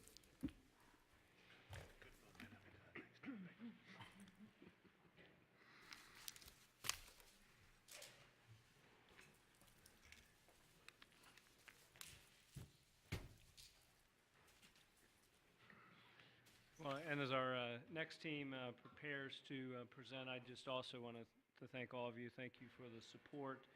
I think it's through your support that this team is able to get the work done. And as you can see from this presentation, it certainly is a team effort that goes clear out to our school. So, Thank you, Dr. Atkins. I- Our next topic is Bonita Springs High School Cost Assessment.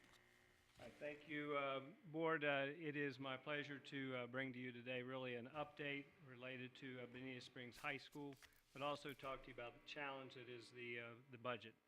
This is really our first high school that we have built in a decade, and it has, as I mentioned, has had its challenges, from the property acquisition process to the community concerns, cost estimation errors, rising construction costs, shortage of skilled labor, and our rapid growth. We are still growing at about 1,600 students per year.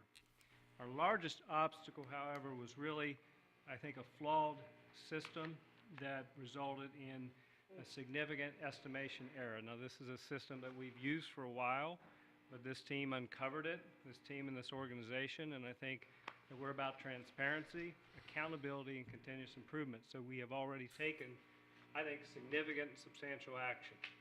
Both personal accountability, staff reorganization, re-engineering of our construction process, restructuring our RFQ process, moving that to procurement, and then hiring a consultant that really provides us expert advice in the area of construction. I think you'll see today the actions that have been taken are significant, they are substantial, and the result is that we're going to have a higher quality school at really a lower per student station cost than we would have gotten otherwise. So it is, at this time, I'd like to turn it over to our team in operations and also budget and finance, Dr. Des Moores, Mr. Law, Scott Rickenbacker, and Mark Mora. Thank you, Dr. Atkins. Good afternoon, board members. The purpose of this briefing is to gain approval for an increase in allocation for the Bonita Springs High School project that we have. Bottom line up front is that as the Chief Operation Officer for this district, I'm responsible and accountable for all actions and operations. I take ownership of that. I understand what my role is. This includes making sure that new schools come in compliance, as we're talking about today. As I move through the current process and we talk about it, my team and I have really just went back through and looked at what are some of the challenges we have. We have several problems that is significant that impact the original estimate that we had for the school. One was that the construction costs that we present to the board in 2016 were an estimate that was used in 2008. The second was that The construction manager that we need to bring on board, he didn't come in until a later time, as required. This would give us the opportunity to reduce excessive construction costs. And last but not least, excessive lag time. From the time that the budget was approved until the construction started, the results was a significant cost in terms of inflation costs. Planning and building a school in today's environment is very complex. It's an undertaking responsibility. And we understand that you entrusted us to make sure that the money we spend is wisely and efficiently, to making sure that the kids as well as the kids as well as the teachers have a good environment that they can teach in and learn in. Before I go to the next part of this presentation, one thing I want to say.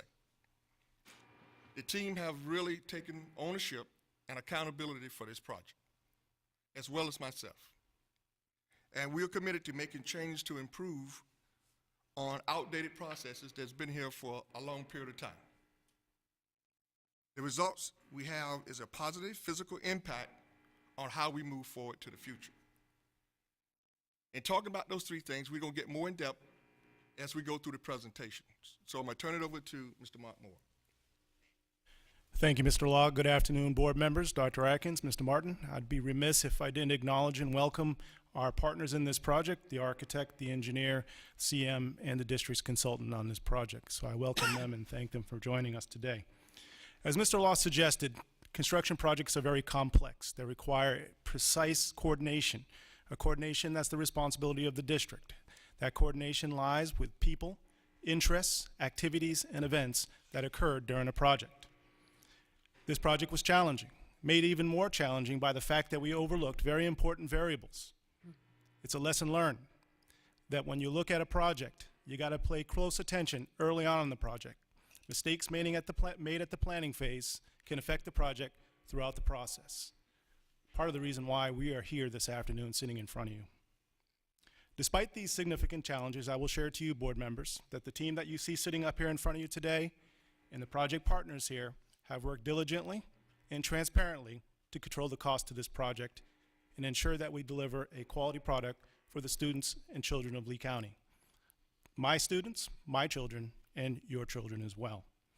I am sure when the dust settles and the building opens up to that first class of Bonita Springs High School students, it will be a building that we will all be proud of and look back at, a great lesson learned.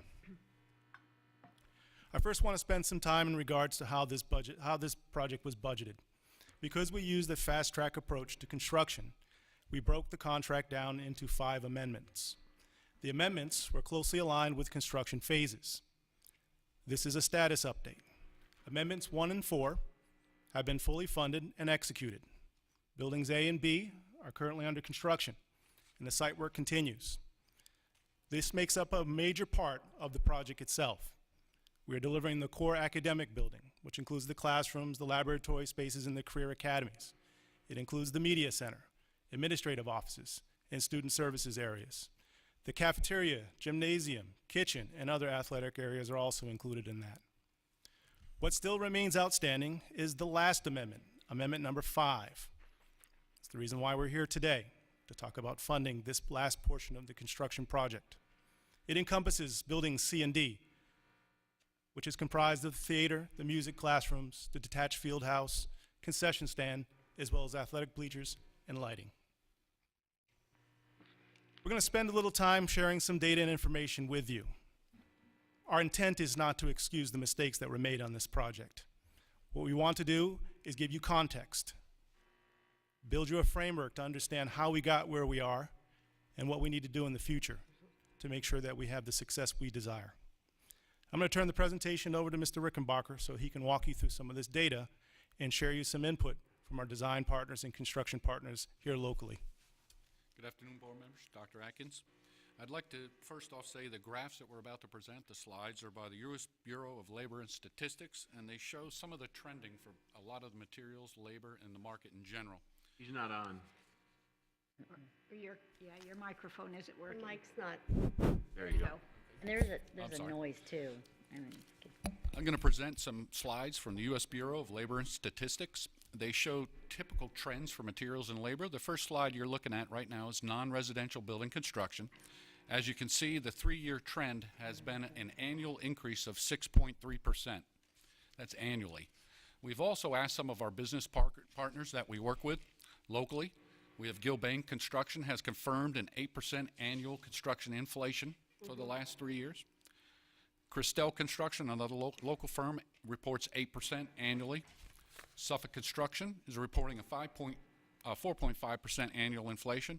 And Wright Construction, who we have contracted as a consultant to the district to help us with best practices, is also researched and reporting a 10 to 12% locally annual inflation.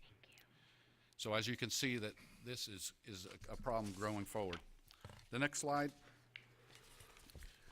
New construction building costs. Again, you can see 3-year trend of 8.8% annually. We reached out to some of the other counties in the state of Florida that are currently in construction, and we spoke with Pasco County. Pasco County is currently realizing a 5% annual rise in their construction costs for both labors and material, and it's climbing. Next slide, please. Construction materials inflation. Again, a 3-year trend, 7.4% annually. This is due to reduced inventories of material coming out of the recession, greater competition for these materials. Obviously, the supply and demand jumps into this process. Greater dollars to acquire those items. Next slide, local construction workforce. This graph is basically showing that in our area, 25,800 jobs have gone from the bottom of the market in 2011. We've had some increase in that, but not nearly enough in our local environment. They report mining and logging, which really doesn't pertain to our district to a certain extent. So the bulk of that labor loss has been in the construction industry. Mark? Thank you, Scott. I know board members, especially those who have been with us quite some time, are thinking, well, this isn't the first school we built. And you're exactly right. Over the last 20 years, we've built and constructed 27 schools. During a brief 5-year period over that time, we built 20 during the economic boom. Over $758 million worth of capital improvements were made over that period of time. So obviously, whatever processes and practices that we had in place worked at those times. If you look at the chart in front of you, you'll see the last 3 schools that we built, 1 for each level. And I want to put your attention on Island Coast High School. It was built in 2008, almost a decade ago. Lots have changed, as you have seen from those graphs that we shared with you. Inflation, labor shortages, all of those things have impacted the market. One thing that has remained the same is our practices and our processes. And what we're here today to tell you is those things need to change if we want to enjoy the success that we've had in the past. A typical project structure, and this is something that we used here on Bonita Springs High School, as well as many of the projects that we've had in the past. I'm sharing this with you because this is part of what we need to change. This does not fit the current climate, nor does it fit best practice. Our typical project starts out with the RFQ process, in which we rank the architect and construction manager. Soon after, we bring these 2 folks under contract. We've typically used for construction management contracts a CM at-risk contract, which includes a guaranteed maximum price, or GMP. The total project cost estimate is then created or developed, and I mind you that in most cases, it is done without a full set of construction documents, which is not best practice. Then we bring that total project cost in front of you, the board, for approval. After the budget is created for this project, or a project, the design development then begins. As you can see, cart before the horse. In this particular project, because of the schedule and the compression of the timeline, we had to use a phased approach. So we're basically designing schools, or designing a school, as we build it. And lastly, the construction manager does all of the subcontracting bidding. That's the typical structure, and we're going to talk a little bit about how we propose to change this in the future. The next slide here is project history, and I don't want to get into too much depth. I show it to you for a couple of purposes. One, to demonstrate the lag time that Mr. Law mentioned earlier on. I point out this example. Back on July 29th, 2014, as the planning director, I sat in front of this board and recommended additional seats in the South Zone, a South Zone high school, along with an East Zone high school. If you look at the timeline here, even at November 3rd, 2015, we had not identified a site. And if you would all recall, our initial plan was to build at the Tower Road site. So you ask, how did that impact what we've done in this project? Well, the enrollment growth continued, and it compressed our timeline. So we compromised certain phases of the project, particularly the pre-construction phase. Moving onward to 2016, and here's where the sequencing needs to be improved. You'll see that on April 19th, we brought a total project cost in front of this board, and you all approved it. But you also noticed that we didn't have even a preliminary design developed until later that year on December 6th. Again, cart before the horse. If we are to bring you an accurate project estimate, we need to have design documents, the scope of the project, and the estimate independently verified prior to approval. We need to get better. So how do you get better? Well, you've got to look at the mistakes of the past and come up with a plan to address it going forward. We've identified some key project impacts. We've already talked about excessive lag time. We had a hard opening date, which in actuality was moved back 1 year when we left the Tower Road site. Keep in mind, enrollment continued to grow at the pace Dr. Atkins mentioned, 1,600 students a year, forced us into a fast-track construction schedule. And our industry experts here will tell you that that's not the most economical and favorable way for a project such as this. The pre-construction phase, which I have learned has become a very imperative phase. Again, identifying scope. That's when your value engineering that really returns value back to the project needs to happen. We're doing value engineering right now as we build a school. Not the most optimum way to save money on a project. I'm not going to harp on the total project cost, but we need to have complete construction documents to do that. Project management. That is our own internal management. Part of the reason why we brought on a consultant is to take a look at how we've managed projects, not just on this one, but what we've done in the past, so that we can identify ways that we can improve. Some of the things that we've already uncovered. We allowed the design to creep and move outside the budget that was allocated by the board. We neglected to keep our eyes on the regional and national inflation factors that Scott demonstrated on his graphs. And we underestimated the labor shortage. All of these things have serious impact on budgets, not just for schools, but for anything you're building. I'm going to turn the presentation over to Mr. Law to talk a little bit about budget and some national data. We're not alone in this challenge. All across the state of Florida, around the United States, rising costs is not unique. We need a to school microphone districts. turned on. Oh, maybe it's there, okay. The information that I'm going to share There you with go. you, can you hear me now? Okay. The information from the Dodge Data Education Construction, they said that projects over the past 10 years suggest that budget, scheduling, and quality is an issue that's growing challenge for the school districts. Here's some data that I want to share with you. 78% of school projects exceeds budgets. 89% exceeds schedule. Unfortunately, we're in that 78%. Not happy about it, but we are making changes to prevent these type of challenges for our budget. An example is that in terms of adding increased total costs to the project, Island Coast, $21 million. Another one would be East Lee High School with $6.8 million, and there's others. So that's a challenge not just here in Lee County, but it's all around the world in all the school districts. So let's take a look and dive a little deeper. Budget performance. 8% of all projects, at least 5% are over budget. 22% of all projects, more than 10% over budget. And again, I'm not happy with it, but we're making ways and changing the process so this doesn't happen again. So let's take a look at some comparisons of data. Since 2008, construction costs for schools has increased from 8 to 10% annually. I have made several calls around the state of Florida to different districts just to determine the trends in the cost analysis for school construction. What I found, this is 4 of them that I pull out. I must say the costs that they have here depicted on this slide does not include land. In our school that we had, we included land. And I want to use another example that we have in Osceola County.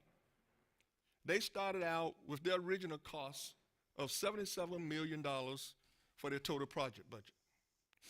And I'm told about a couple of weeks ago, they had to go back to the board for $88.5 million. So this trend is all over the state of Florida. It's just not Lee County school districts.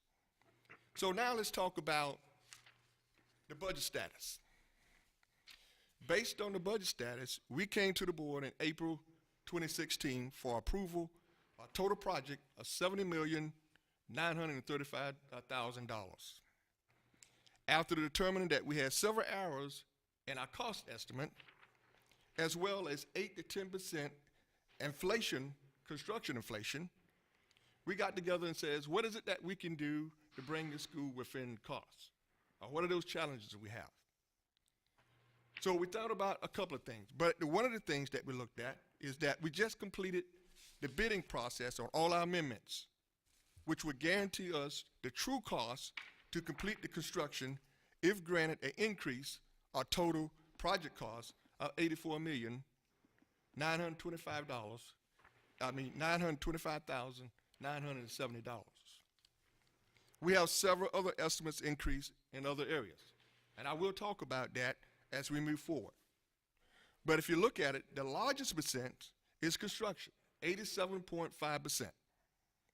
And so, as I said, I want to talk about those other areas just in a minute. But I want to go ahead and transition to Ms. Amy Desamore to discuss how will we fund this increase. So as noted on the slide, the additional increase that is being requested today is a little under $14 million.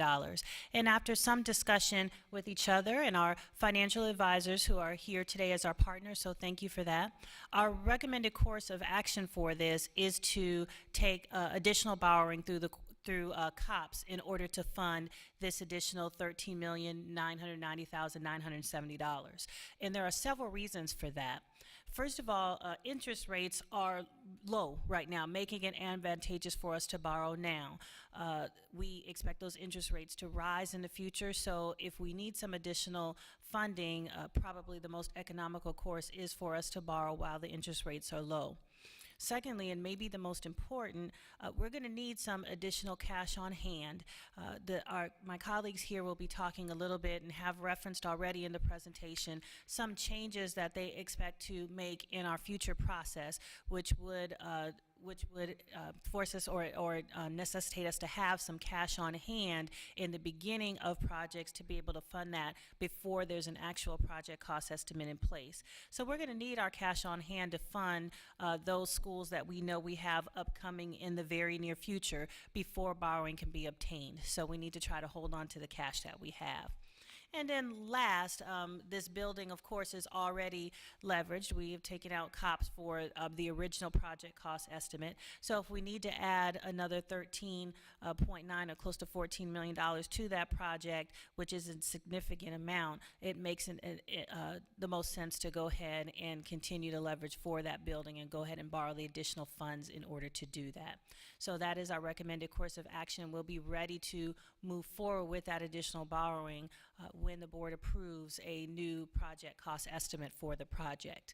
There is a breakdown here, as you see on the slide, in terms of where the, I'm sorry, question? Yeah, I'm not clear on how borrowing $13,990,000. 13 million. 13 million, my bad, is going to give us cash on hand.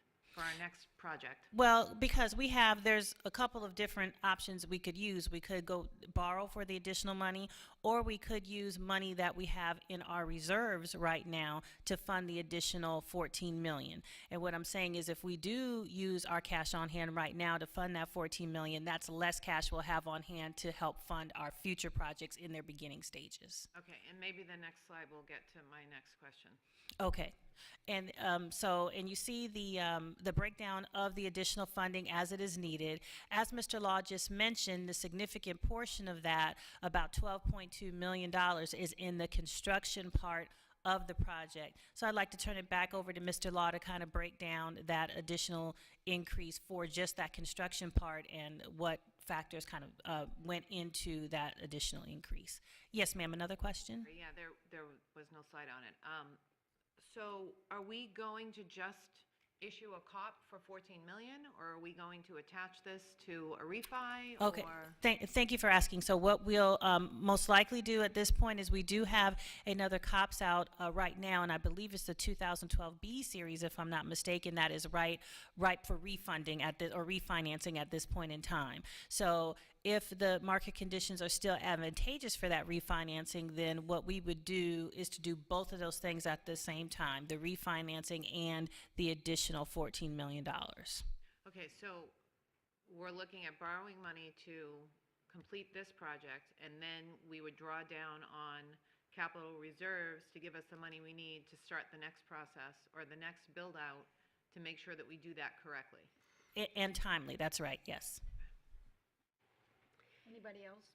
Ms. LaRiviere? And I'm pretty sure this is going to be coming up later. That will be the fees that we will need to have that construction manager, the people in place to take care of all the pre-planning, the pre-development. I get that because I've been in situations where I was given the money ahead of time to go ahead and get my project started, and then then it flushed itself out. So I see where you're coming for those people so we can be ahead of the game. That's right, that's right. And we would have the opportunity, as you mentioned, to reimburse ourselves of those costs later, so to speak, when we do have all of the information to go out for the borrowing at that time. Okay. Thank you. Any other comment? Okay, please proceed. All right, thank you, Amy. As I stated earlier, there were some other costs that I wanted to share with you, about 12.5% of it. If we look up there, if you look at the land, we originally started out about $11,700,000 for land. Because we moved away from building on our lane that's owned by Lee County School District, we had to go out and purchase land. So that means that we had to do appraiser fees, also purchasing fees that elevated that price. Also, we had to do phase 1 and 2 inspection surveys, dealing with asbestos as well as recovering fuel from the ground on the ground. Also is that we didn't anticipate legal issues. We had a large dollar figure when it came to legal issues that we had to add in, as well as portables. We didn't realize how much it would cost, but we had an elevating cost in that particular area. But the one that I want to focus on is the construction cost, that 87.5%. This is what took us over the hill. As you can see, we need over $12 million adjustments in the construction costs. Construction costs, we used the estimate, as I said earlier, from 2008. That's the the Island Coast prototype. Based on the lag time, as I talked about earlier, is that we was impacted by inflation costs. That's dealing with material costs and labor costs, and I said this is an annual percentage from 8 to 10%. This is true across the state of Florida. Some are greater, some are less. And the last thing that we took a look at that causes this was that we had to redesign to facilitate the community to be able to use portion of the school or the building for special programs and activities without gaining access to the main part of the school. So there was a lot of things and factors that was causing this charge in terms of the pricing that we had to take a look at. So what we're going to do now is talk about the cost control efforts in terms of where we at? Thank you, Mr. Law. If we rewind back to March of this year, I'm probably thinking you recall a couple of us up in front of you suggesting that we were going to go to work and substantially reduce these costs. And I'll share with you that's been a very difficult and arduous process, and our partners here in this project have helped us with that. And we anticipate returning a lot back to this project when all said and done. The team did work tirelessly, and they did work with a lot of integrity. We did not compromise the building or the program that we had planned for this school while doing this value engineering and these cost control efforts. I'm going to turn it over to Scott so he can go through some of the examples of the effort that we put forth. As you can see in the slide you presently are looking at, we are in a VE mode aggressively and on a weekly basis with our team. Some of the board members have shown some of the data that is updated weekly. We've reduced the seats based on removing the third floor based on a revised survey, reduced the requirement of fill in areas of the site, reducing imported fill costs. We've reduced some of the glazing to reduce costs. Re-engineering of the skylight system to a more amicable and reasonable cost system. Roof elevation adjustment on Building B, which is a gymnasium and cafeteria. We're actually lowering the cafeteria ceiling to gain on that structure and interior finish costs that would be applied with that without affecting the building itself. Lake dredging, we dug our lakes deeper. We had them to begin with, but we were trying to accommodate and grab some more fill.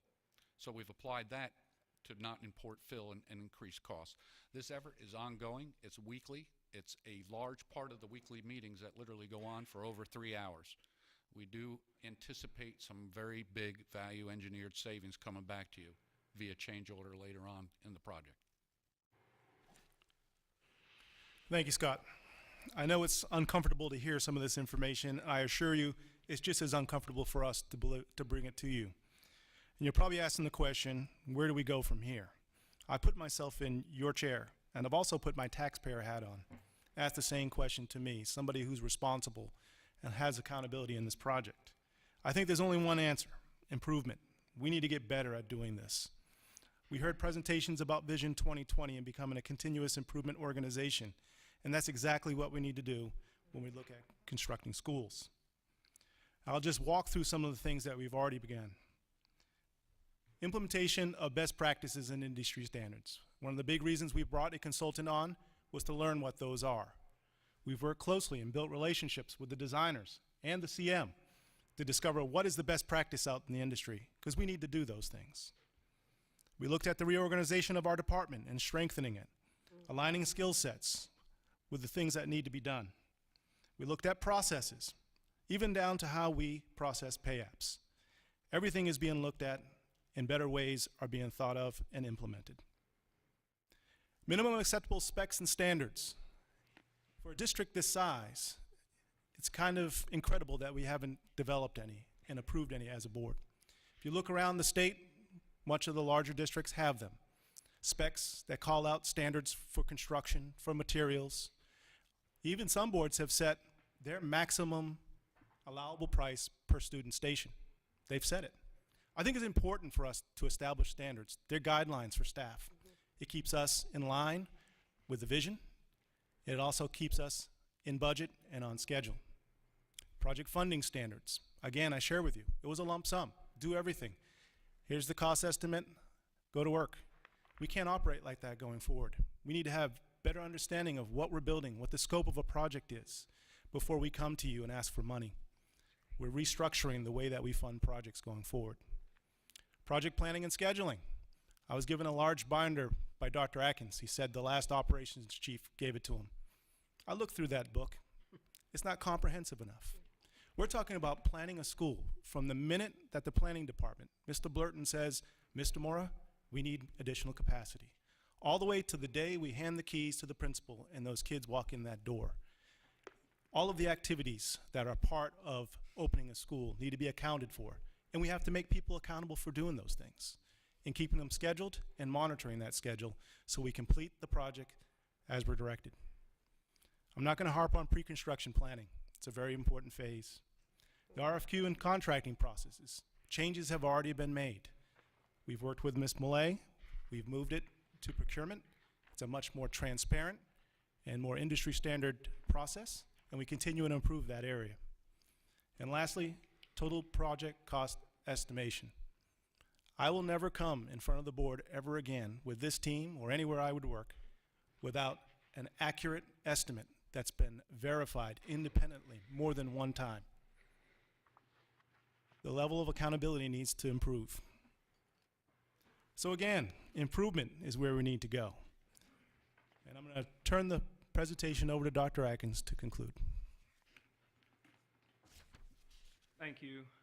As you have heard, this team continuously works to improve our processes and doing so in a transparent manner. When we first uncovered this, my first reaction was to notify you and get this to the board at the first available briefing. The second time we come before this board, we wanted to make sure that we had already gone way down the road in terms of what we needed to do to identify what all the problems were and to make corrections before we came before you and asked for any increase in funding. I'm now confident that this team has worked tirelessly to do that. This is not about us trying to make excuses. This is about us trying to paint a context for which this situation happened and take a process that really is a couple decades old and improve it and bring it into the 21st century and beyond, quite frankly, because as you know, my stated goal and our stated goal in our strategic plan is to be the #1 school district in the state of Florida. You don't get there unless you make significant improvements in all areas, including the way that we build schools. So we are coming before you. We're going to ask for an increase to the total project cost of $13,990,970. That will be coming to you in the near future. But I am confident that this cost increase is delivering a building really at a cost per student station that is really what it should be. It's not like we've got a Taj Mahal that's being built that's excessive. They have worked really hard with this team that's out actually in the audience here today to deliver a high-quality school district that you, the board, our taxpayers, our students, and our parents will be proud of. And ultimately, that's what we have to focus on. You know, Bonita Springs High School is going to be an incredible high school. It's going to provide a high-quality educational environment for our students. This will open on schedule and adding additional seats to the South Zone, which are currently greatly needed, as you know, but we'll also be doing so at a competitive and also a reasonable per student station cost. I do think that there is a silver lining to this difficulty, this challenge, and that is we are making really incredible process improvements overall, that when we deliver MMM, when we deliver the future elementary schools and middle schools, we've got 6 schools that we have to build. These schools are going to be built well with a process that's going to be second to none, I believe, in this state and this nation. So again, even though it is difficult and painful to come before you today and ask for this cost increase, I think in the end, what we're going to deliver to our taxpayers and our community is going to be not only a high-quality project in Bonita Springs High School, but it will also be it will positively impact every school in the future that this board and this team builds. Thank you, Dr. Atkins. Board members. Mary, Ms. Fisher. Okay. I think that this experience is part of our continuous improvement. And I did some research on my own after I talked to Mr. Law and Mr. Riffenbacher. And what I found out in articles of the Miami Today and some of the building and construction journals was that 3 things have happened as the economy does an upturn. That land is more expensive, that labor is more expensive, and they used some examples regarding skilled labor and said, for instance, many of the contractors are having to pay plumbers 30 to 40% more in order to get somebody who will do the work. and that the cost of materials has elevated dramatically. And one of the examples they used was the cost of concrete in this state was up 40%, 40%. Some of the local people that I know who do residential building are saying that they're experiencing the same thing. So we are not alone, and you're right.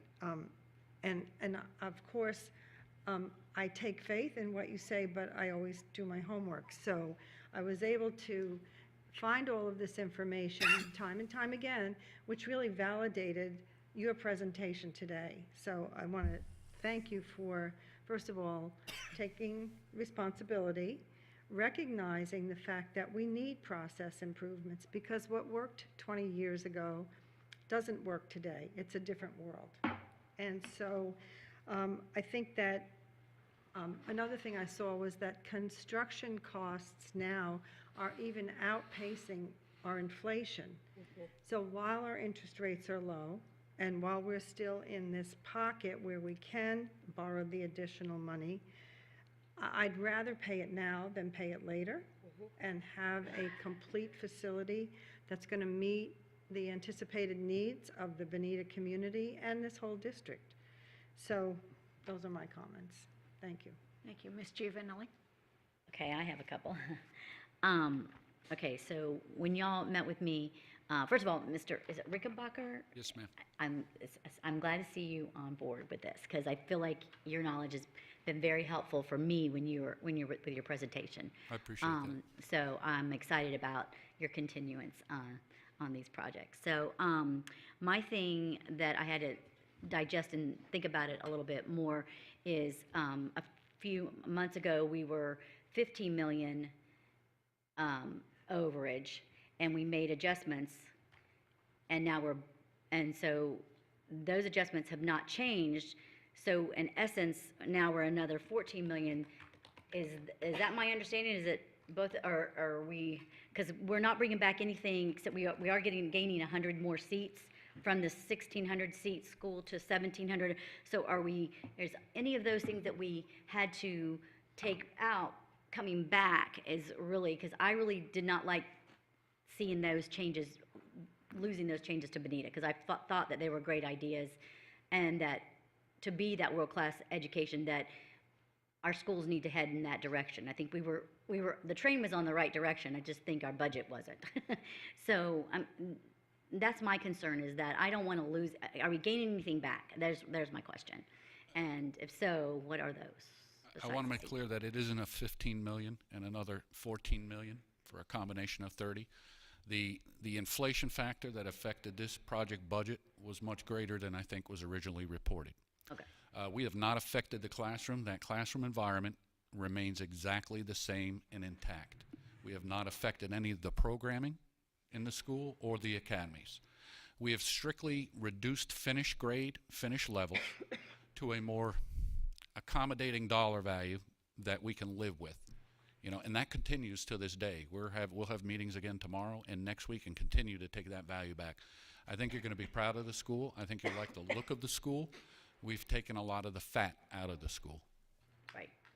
Okay, some of the little luxuries, I think, just like some tile and stuff like that. Okay.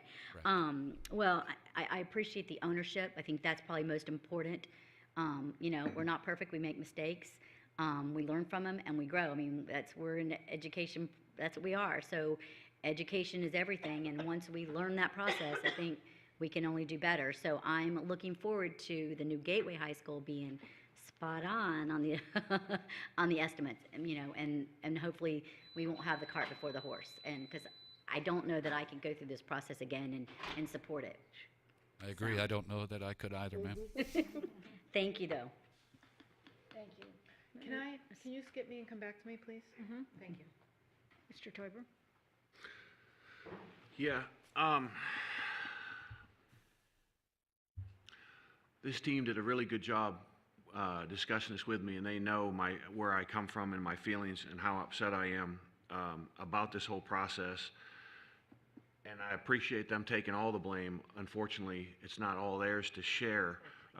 This board and the governance, Dr. Atkins accepts it.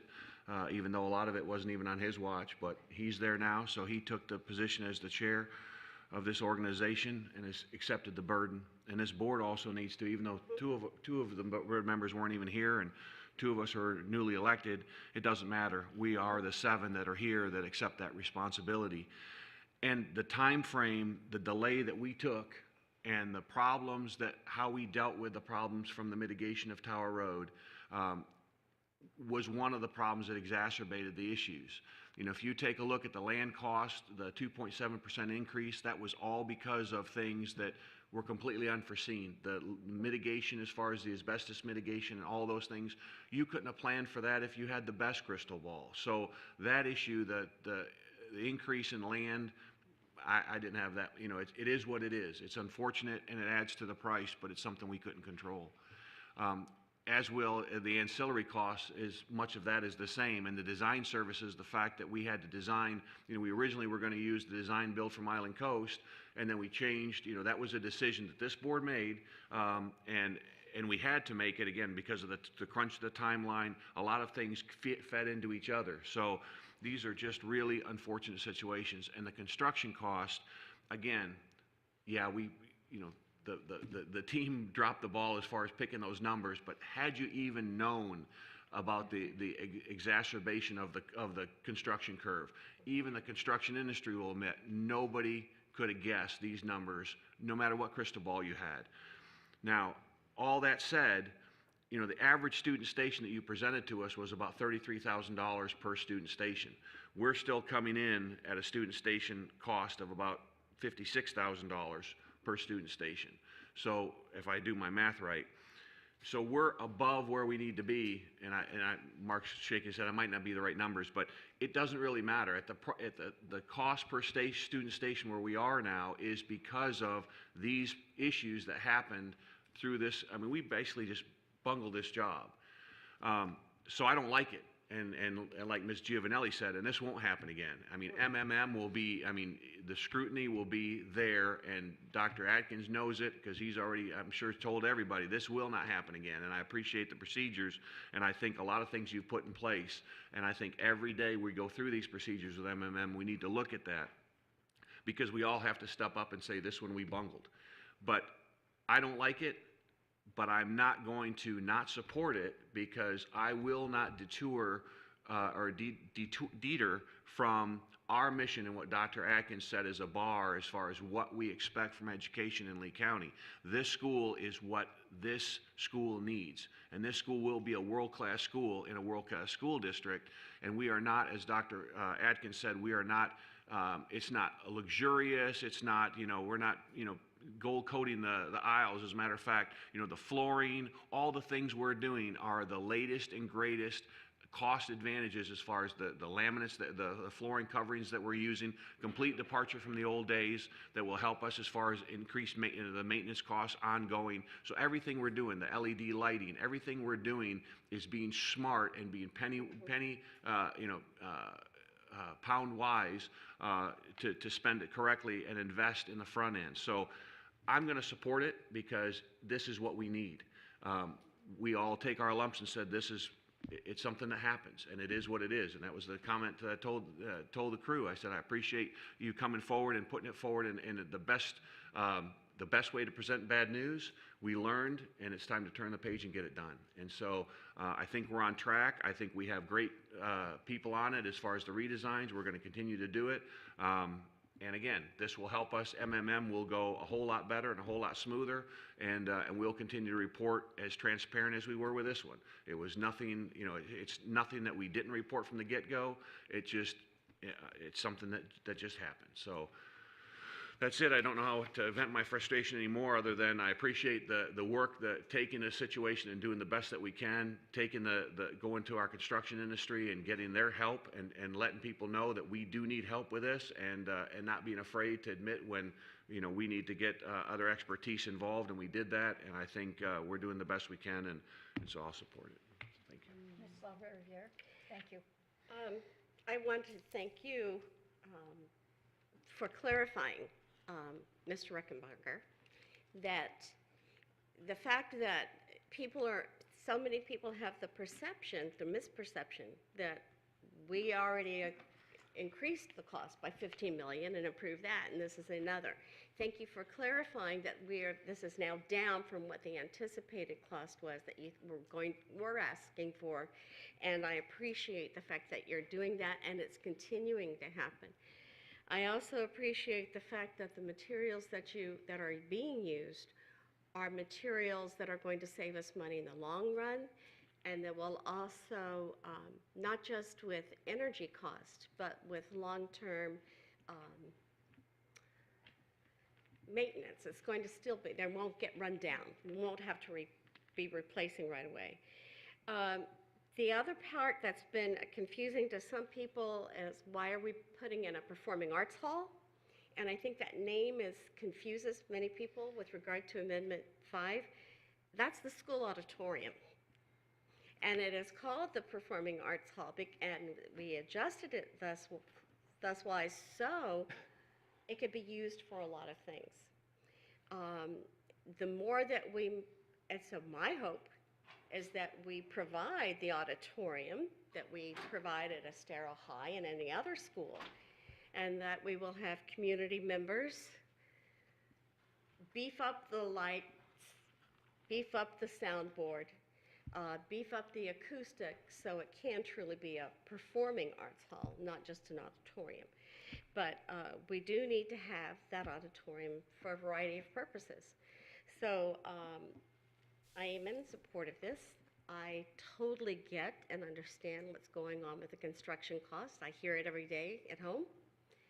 And so I just appreciate all that you have done, and that I agree with you, Mr. Toiber. Onus was on us. I never would have thought to say, okay, well, what year statistics are you using to make this budget? Now I know to ask, okay, where are you making this determination from? What are you using to validate the projected cost? So I think we've all gotten wiser, and we've learned to ask better questions along the way to keep this from happening again. So thank you very much. Thank you, Ms. Millett, for your help. Yeah, so I have a couple of questions. First of all, what is the cost per square foot, and what is the cost per station for Bonita? I'll talk about the cost per student station. When we showed that table, we looked at construction costs only. We took out land to make it an apples-to-apples kind of comparison. So when you take the land and all the other ancillary costs out of our project cost, you're looking at about $62 million for construction. That's right now as it stands before we return any value engineering. You divide that by 1,700 student stations, and you get an average of about $36,470 per station. So if you go back to that chart, you can kind of look at what the other projects around the state are coming in at. And Can you say that amount one more time, please, Mark? $62 million is our estimate for construction, 1,700 student stations. If you divide 62 million by 1,700, you get 36,470. Yep, just passed it. Here it is. So the cost analysis column for these 4 schools, the construction cost that you see is just for land, just for the construction. We took out the land costs. Do all the other school districts take out just strictly construction costs? Yeah, we actually contacted these school districts and made sure that they gave us only the construction costs. Okay, good. Yeah. Thank you. Good, thank you. The state publishes reports on an annual basis. They're a couple years behind, and they look at student station costs with land and without land. But we thought doing an apples-to-apples comparison, as real estate costs across the state are different. Every site here in the district is different, so. So we're still $3,000 below the average? Well, if you're comparing it with what's going on right now, we're in the ballpark of what they're doing in Manatee for their high school. They're at $36,666 per student station. But I will assure you that once this project ends and we return some value back, we'll be bringing the student station costs back down. Thank you. My second comment is, when you talk about 78% of the schools being built in the U.S. exceed budget, that makes me nervous, because the fact of the matter is they're using us as an example to justify their costs. Just because you're with good management, we should be able to come in, and we shouldn't use poor performance elsewhere to rationalize what we're doing here. I think the biggest change is professionalization of the department. That's what we have learned from this process. There was no mark to market from the very beginning. And I think had we had a professional process in place, it would have become a glaring problem right off the bat. I think depending on a process that was valid, and I'm not even sure it was valid 10 or 15 years ago, because clearly there were overruns 10 and 15 years ago, they just didn't talk about it. So the process has never been valid. So that, as I think Mr. Teuber said, the lesson learned from all of this is that we have a significant amount of work to do to improve our operation, our process, and the people responsible for the process. I think we had too much in one hand. I think we're diversifying responsibility, we're defining accountability, and to me, that's the big difference. The only real open question I have is this. We've been using a prototype and modifying the prototypes. The prototype was a 20th century prototype. We're now talking about a 21st century school. Going forward to MMM, are we looking at perhaps changing some of the requirements? Now, I know we made modifications at Bonita to meet the requirements of the program and where we see ourselves going with respect to Bonita, but in terms of using a prototype versus original architecture, what's our thinking on how we're moving forward with MMM? Yeah, that's certainly something we need to make some decisions in regards to. I know recent legislation is going to kind of force our hand in regards to what we can build because they're setting a very low bar for how much we can spend per student station. So that will impact the type of school that we build going forward.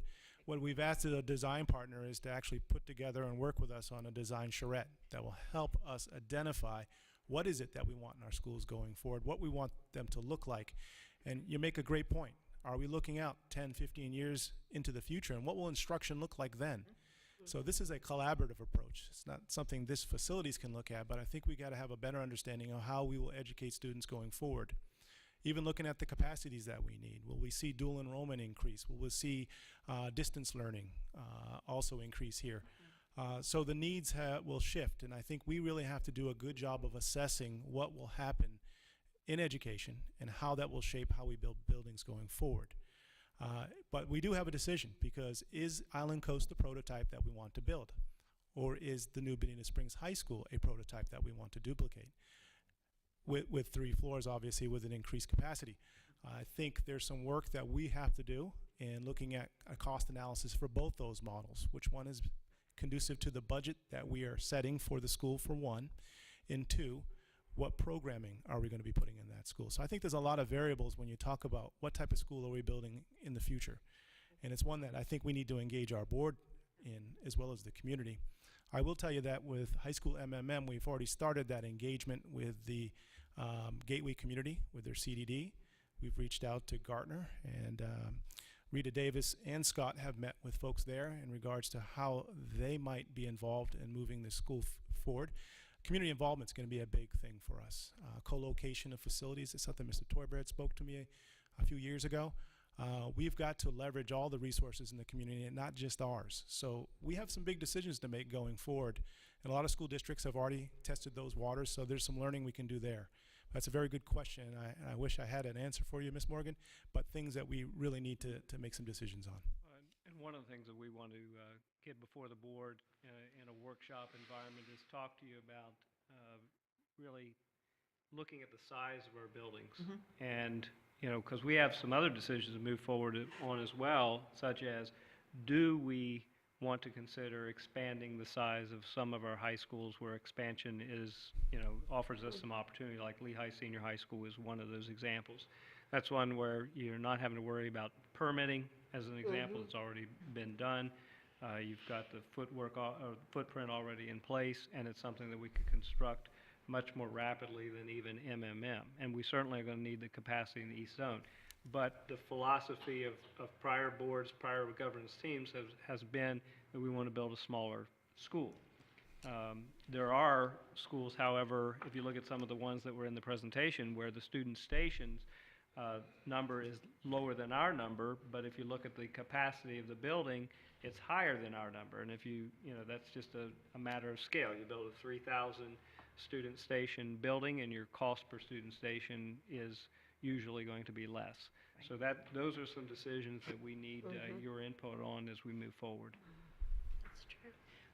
Two more comments. First of all, I think the public ought to understand that this was never a $50 million high school. That was somebody's fantasy about what he thought he could promise us, and we fell for it. So this was never a $50 million high school, even though it was billed that way from the get-go. This was a $60 to $65 million high school. And essentially what we're doing is coming to terms with the fact that we didn't have a process or people in place to do something that was right. Back to the comment about the future, I think that we also, and this is really not apropos to Bonita Springs High School, but in terms of long-range planning, we really ought to be looking at each of our sites long-term, the open sites, the sites that we haven't built on long-term, and really think about how we can use that land as opposed to using it when a need arises. So, for example, if we need to do a technical school in the East Zone or in the South Zone, if we see that happening in the next 5 to 10 years, that has to be part of our thinking, not just the fact that we need to build a school. So that's it. Those are my comments. Thank you. I realize you all are playing catch up, and I so much appreciate the professional approach you have brought to this. I have a lot of confidence in you going forward, but I will not approve for MMM any overruns over $1 million. I don't think any of us will. Because I trust that this process, I know that this process that you're putting in place is a good process, and it should work for us. And I will be very concerned if it doesn't, because it says something about best practices for us not being consistent with best industry practices. So anyway, thank you for your work. I have a bunch of questions, and I'm really happy with the reaction of this board. We could have come out here guns blazing, very upset, very angry, but instead I think we're inviting an environment, I guess, of ingenuity and moving forward and understanding mistakes have been made. And anyways, I have questions and then I have comments. My first question is, who was responsible for the underestimations? Sorry, what's your question again? Who was responsible for the underestimations? That person's no longer. You don't have to name the person, but is he part of your team? That is confirmed. I'm sorry? Yes, that is correct. It was a member of the team. No longer. Is he sitting there with you right now? No, ma'am. Okay, so it's my understanding that a member of staff was not invited to stay on at the district because of the underestimations, the gross underestimations that were made as part of this project. Is that true? That might be a I question think that's for a Dr. Atkins That's question. Dr. Atkins. I think that's certainly part of the decision, yes. Okay, thank you.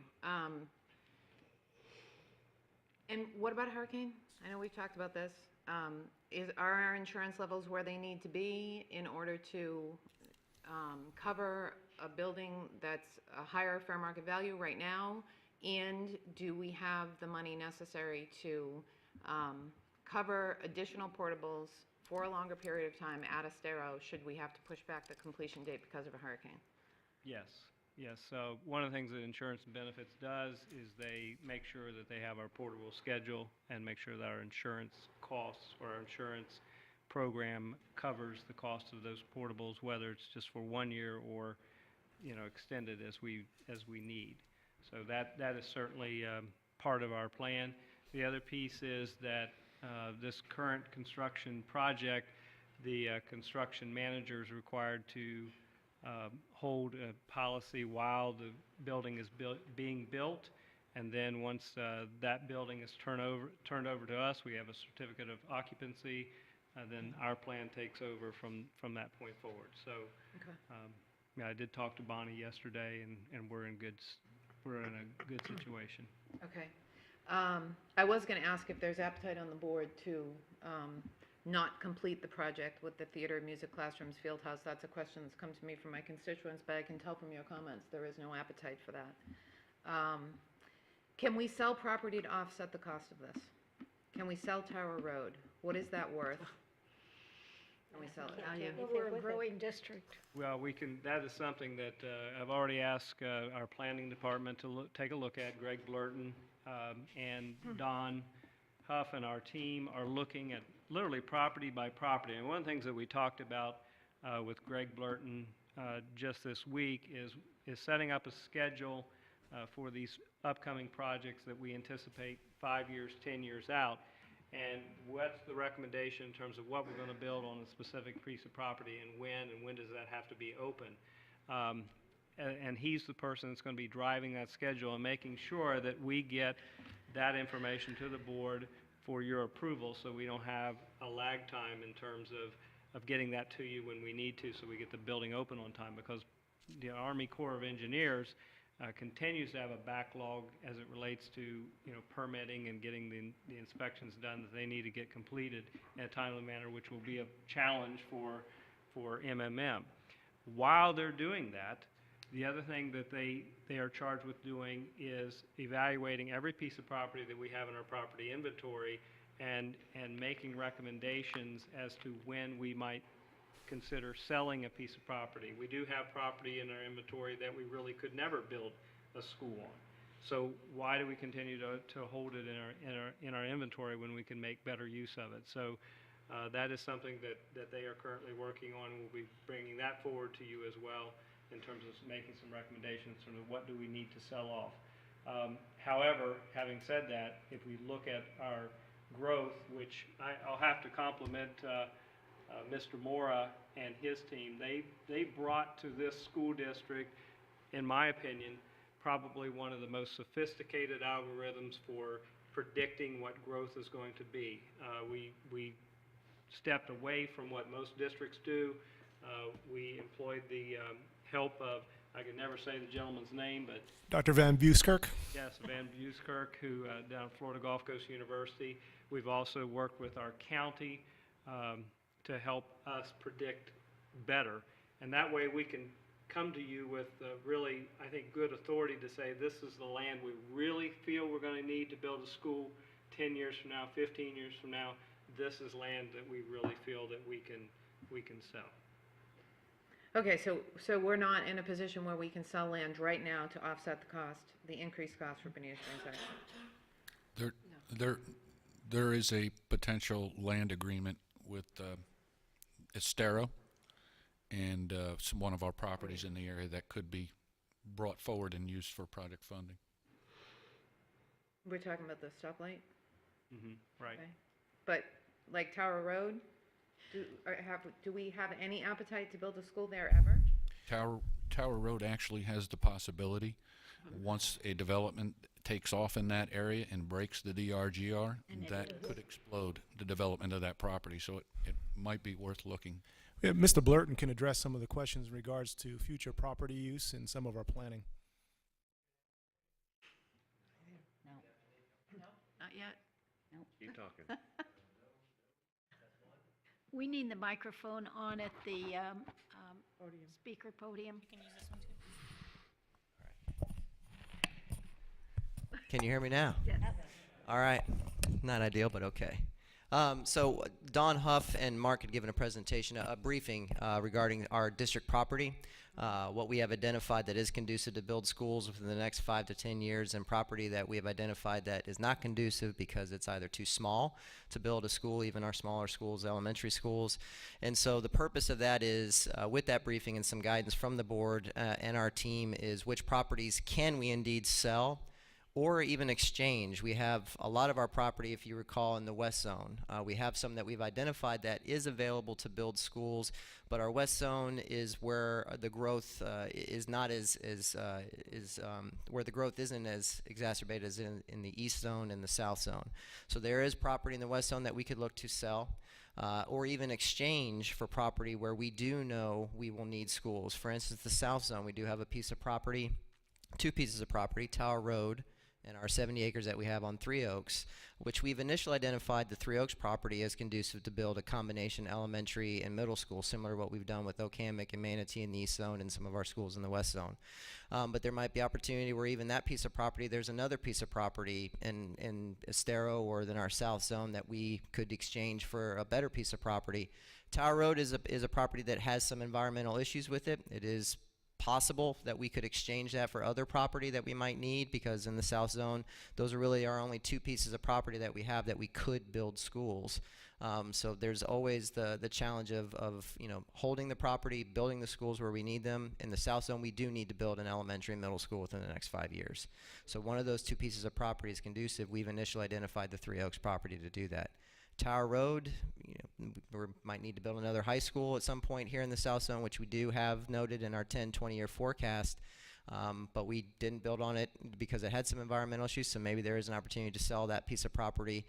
It will take time to do that, and maybe that's, again, at the board's direction, and as we come to you with some of these recommendations, that we could then put that money back in the coffers for Triple M or forward. But as far as the time frame to help offset the costs right now, the timing, and with Scott and Mark and Mr. Law and the construction team as they're moving forward on this project, I don't know if the timing is correct on that, but that is what we in planning are doing currently, is what property can we sell and exchange going forward.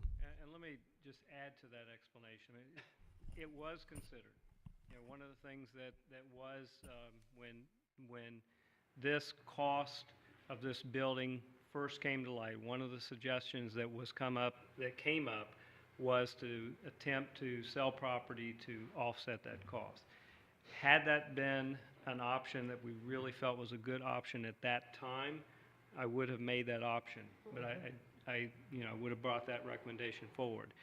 I do believe that currently, with the work that they're doing and the pieces of property that might really help offset those costs, the couple of sites that he just mentioned, we really don't feel at this time that it would be a good recommendation to get out there and sell Tower Road, to get out there and sell the Three Oaks property. These other ones, we know they're undersized and we don't have to build on. Those are the ones we were initially moving forward on. We'll continue to study that issue as he's described, and if that changes, we'll certainly bring a recommendation forward. All right, and then I guess my last question before I make some comments is value construction. Is that what you said? We use value engineering. Value engineering. So we're using value engineering going forward for the remainder of the project. And what you shared with me is that you anticipate about $4 million in savings. Mm-hmm.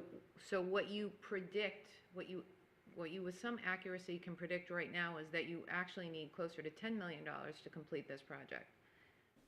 Why are we asking for $14 million when we anticipate value engineering to bring us $4 million worth of savings? And it's also my understanding that some of that savings is maybe we'll get it, maybe we won't, but at least $898,000 is credits that we have coming our way.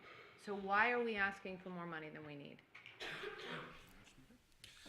Currently, we're getting ready to engage with a credit change order for the A building VE approach that we've done, and that's in the range of about $750,000. I'm sorry, I'm having a really hard time understanding what you're saying. Can you hear me now? It's better. Okay. We basically have, right now, are approaching a change order, a credit change order back to the district for about $750,000. Okay, it's basically the VE process and the things we've trimmed in the job coming back into our coffers. We're going to follow that same process through B building, C building, and D building, along with some of the site landscaping.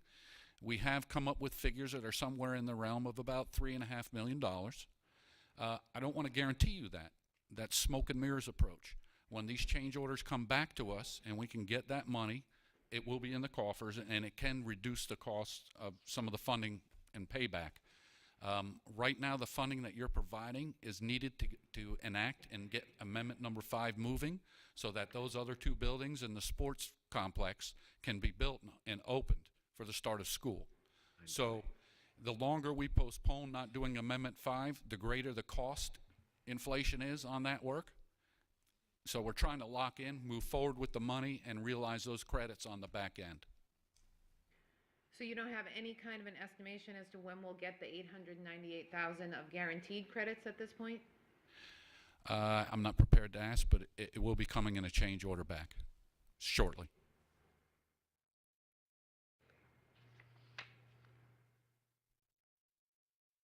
All right, well, I'm not comfortable with a $14 million overrun and approving more money than we know we need. And that's kind of where I feel we're at right now, with at least 890,000 of this. So, But it's a timing issue. Time is money. so you're saying you have to stop construction? Construction has stopped on that remainder, Has stopped. on the remainder of the work in amendment number 5. What we're trying to do, we have a locked-in number. The bids have gone out, and the GC is, or CM rather, is currently locked in with these numbers. With that additional funding, we can issue the amendment 5 notice to proceed, and the construction begins based on the values that were brought forth to us in the bidding process. As time goes by, there could be a pullback from guaranteeing those prices, and we have to go out and rebid. And we've seen that you can have $1 million inflation just in 2-month to 3-month time period. Ms. Patrica, that I is get money it. that we can use for future projects. Yeah, I get it. All right, so I guess I feel like mistakes have definitely been made here, right? And I don't think that mistakes are necessarily what define us. I think that how we react to those mistakes is what defines us. And I feel like the reaction of the administration is going a long way toward defining who you are and who you're going to be in the future. I think that we've identified flawed processes, but I think, Dr. Atkins, that you've also stood up and said, this is not how we're going to do business in Lee County anymore. And that's encouraging to me. That's very, very encouraging to me. I have the faith in this team. I believe that the talent is here to do this correctly. I really do believe that you guys have the talent to do this correctly. And I think that we as a board need to admit our own mistakes in this. And from the moment I came on this board in November, I should have asked for, at a minimum, monthly, if not bi-weekly updates on this project. I knew when I sat on this board in November that Bonita Springs was a problem, and I didn't do anything about it, and that's my fault. So I have faith and confidence that going forward, the administration will run a transparent ship and will run a tight ship. And Mark, I will never come in front of this board ever again. I don't remember the rest of the quote. Without an accurate estimate that's been independently verified by at least 2 other people. Thank you. Right. I believe you. So I believe that from an administrative perspective, we're going to be safe going forward. But we as a board need to do a better job of asking the right questions and having the right conversations. So we've talked a little bit here about increasing the size of schools. We definitely need to talk about increasing the size of schools and providing the administration with the support necessary in order to move from a 2,000 student school to a 3,000 student school to a 4,000 student school. You can't just do it overnight. It takes time. And Dr. Carlin, thank you for coming to us with the medium and long-term planning, because that's going to give us the ability to look at that. What other kinds of things should we be thinking about? We should be thinking about, and this might sound crazy, but I've done some research and I've seen it out there. Should we reconfigure the way we do schools? Should we have K through 2, 3 through 5, 6 through 9, and 10 through 12?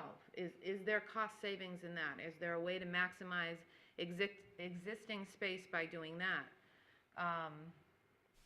Online learning is huge. We have this massive talent over in IS who is transforming the way we utilize technology in this district, and we're crazy not to harness it. Online learning is not appropriate for every student, but there are a lot of students that thrive in that environment. Brick and mortar is not the only answer to the growth problems that we have. We're experiencing growing pains, I think, to a certain extent, and we've done it a certain way, and we've had a certain mindset up to this point. It's not working anymore. We need to enter into a new mindset. We need to look at our advisory committees. I went to I had a meeting with you and Commissioner Kiker and Molly Scott and Harold Wheeler of Christel. thank you very much. For the purpose of discussing improving relationships and strengthening partnerships between us and the commission, and also looking at how we can improve our construction projects. Do you remember what that gentleman told you the cost of a high school is in Florida today? Do you remember what he said? I don't, was it Harold that shared? Yeah. I know he shared that his opinion of this school, when he first looked at what we were planning to do, he said $65 million to construct. Exactly. $65 million in construction. So what you said, we were sold a bill of goods. This was going to cost $65 million all along. Molly was there, and she expressed a little bit of frustration, and I've heard this frustration from other members of the community as well. We're not maximizing the talent on these committees. We're not going to them and saying, here's a problem. How can you help us solve that problem? How can you use your talents and your gifts to make suggestions about ways we can do better? And we're also not, we have really smart, talented people here who can solve problems if we sort of take off the reins and allow them to get at it. So rather than presenting and throwing information at these advisory boards, why don't we go and say, this is what we're thinking about? What's your best opinion on how to fix it? I mean, that's true community engagement, isn't it? Yeah. That's what it's supposed to be.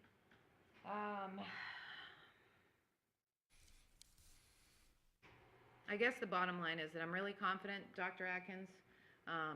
This was hard. This was really, really hard. But I'm confident that you've asked the tough questions of your staff, and that your existing staff has been honest with us and with you. And I don't think we're ever going to end up here again. And I also think we've learned that we need to be a little bit more involved, right? What was the biggest criticism of this board when I was campaigning? We're micromanagers. The Lee County School Board micromanages the district. So you walk up to that line of how far should I go in terms of requesting information, monitoring situations, and you don't know when you've crossed that line. Well, we didn't go close enough to the line this time. So we need to be involved next time, and we need to be involved more frequently. So those are my comments. Thank you, Ms. Giovanelli. I just have one more question.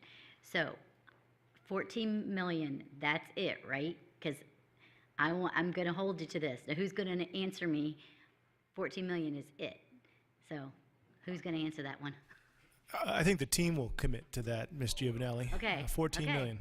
We all will answer that one. And then can we have like a monthly update of the Bonita High School? I think you mentioned that just kind of, and I think if we had that, it would have been a little easier to understand.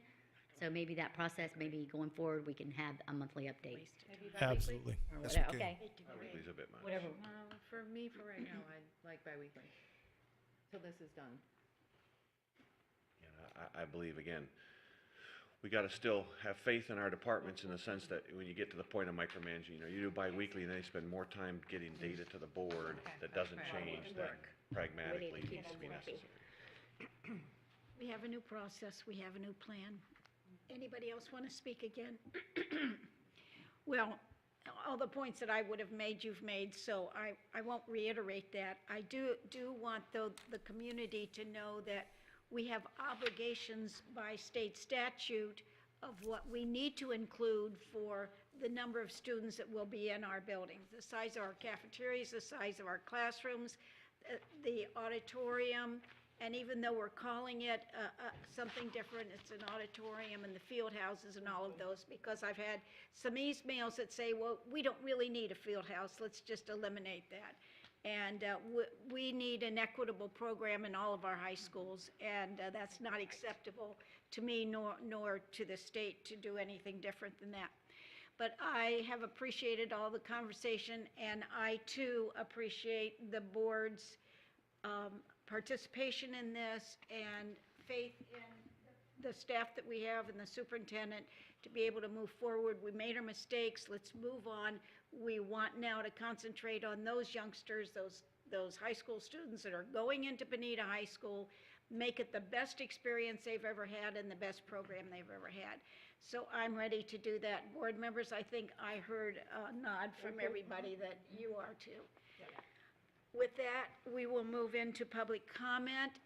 Please raise your hand on your left side of the room if you'd like to speak at public comment. on the right side of the room? Okay, then we will proceed to board member comments. Board members as a whole, do you have other comments? Anybody have other comments to make this afternoon? Okay, I'll start with Ms. Fisher. Okay, I'm just going to say that I visited several schools the last 2 weeks, and it looks like we're at a great start to the school year. Kids are excited, people are smiling. I had an opportunity to do lunch duty, which I love, and get up close and personal with the kids, many of whom said, I love my teacher, I found my friend from last year. So I want to thank all of the staff who worked all summer to pre-plan and get ready to welcome the children. And then I want to thank the parents for sending us their kids and trusting us with them.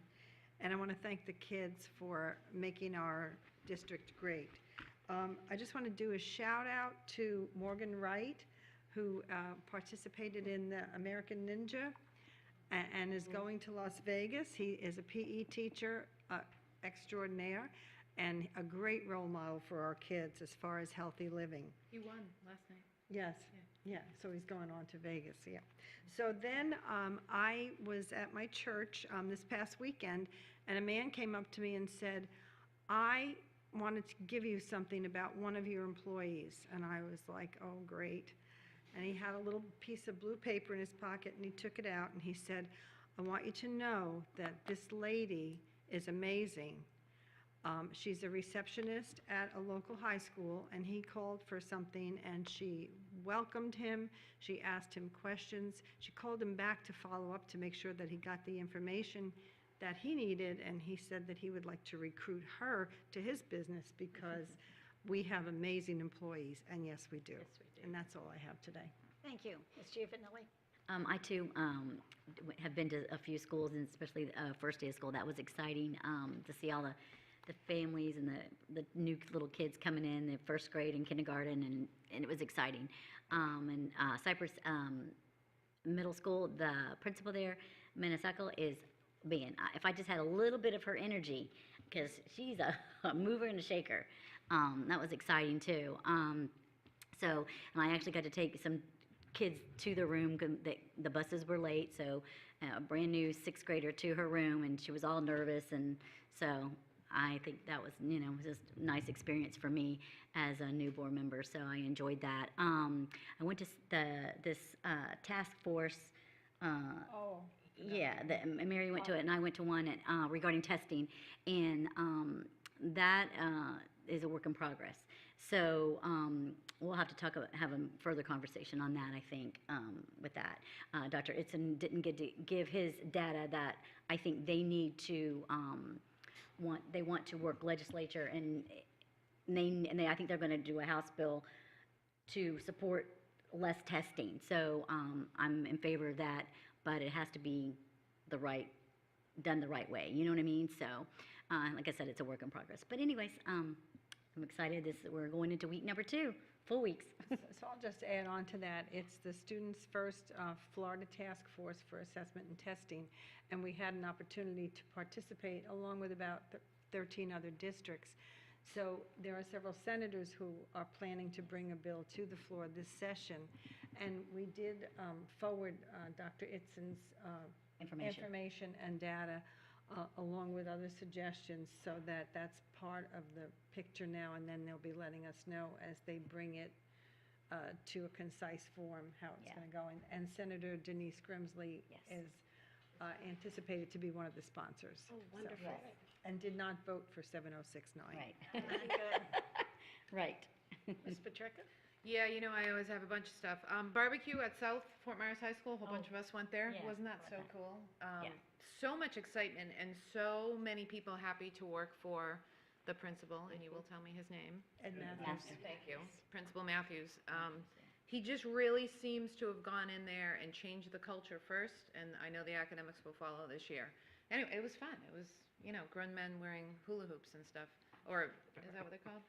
Grass skirts. Thank you. Grass Let me add to him. Coconuts. I need to add to him a little bit. I went to his graduation, and he's a big cheerleader. I've never seen. He can work a crowd. So you can only imagine how he works his employees. So That's true. That's a good point. I I, like Melissa, I'm sorry, Miss Giovanelli, worked first days of school, first 5 days of school at Pinewoods, and the kids are so incredibly adorable and cute.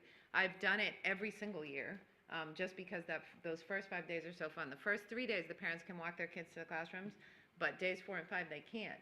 So days 4 and 5, you have these tiny little kindergartners who are just like, I'm ready to go, and they walk into the classroom and don't even look back at mom and dad are standing there crying. Or you have tiny little kindergartner who's clinging to mom's knee, and mom's like, get out of here. You know, like the reactions are just precious across the board. My favorite part of school. So while I was standing there, I was reflecting on the first day of school and what it means for us and what it meant for me last year versus what it means for me this year. Last year, I was a mom who sent 3 kids to school, and I cared about Pinewoods and I cared about Bonita Middle, and that was really it. This year, I was a mom who sent her kids to school, and I cared about them, but I also cared about 95,000 students in our district. And it struck me the level of coordination and effort and passion and expertise that goes into pulling off the first day of school. Is Lauren still here? Your videos were so fun. I actually followed you throughout the day, which makes me a little bit of a nerd, but it was fun to watch you going to the different schools and seeing the different cultures in the different schools. And it struck me, we make such a big splash and such a big deal about the first day of school, and you do this every single day. We don't make a big deal out of it on the second day or the third day or the 180th day. We have very, very, very high expectations for our schools, and that comes to a head on the first day of school. But those high expectations are met throughout the entire school year, and all of the people that do that need to be recognized and know that they have my appreciation. So board member first day of school is a little different than mom first day of school. I went to the Early Head Start Council meeting on behalf of Kathleen. It was not much happened because there weren't a lot of people there. There was no quorum. Beginning of the year. Beginning of the school year, they hadn't chosen, it's kind of like a SAC for, Yeah. and a lot of people just weren't there, so we didn't really do much. Meetings with Senator Benaquisto and Representative Caldwell to lay the groundwork for the work that staff is putting in right now so that I can go to them with the hard ask on our legislative platform. They have been very professional in their approach, despite where we stand on the lawsuit with 7069. Very, very professional. Any concerns that we had about that just don't exist. I talked about the meeting with Larry Kiker and Mark Mora. Brian Hammond, I also met with him to continue discussions about ways we can partner with the county. How can we use the things that they have in place to make, to help our students and to make the things we do more efficient and to save us money while helping them. I spoke at the Bonita Lions Club last night. Did you know that they have a song and dance? They start every meeting with a song and dance. Did you know that? And I had to do it. And I was on a stage.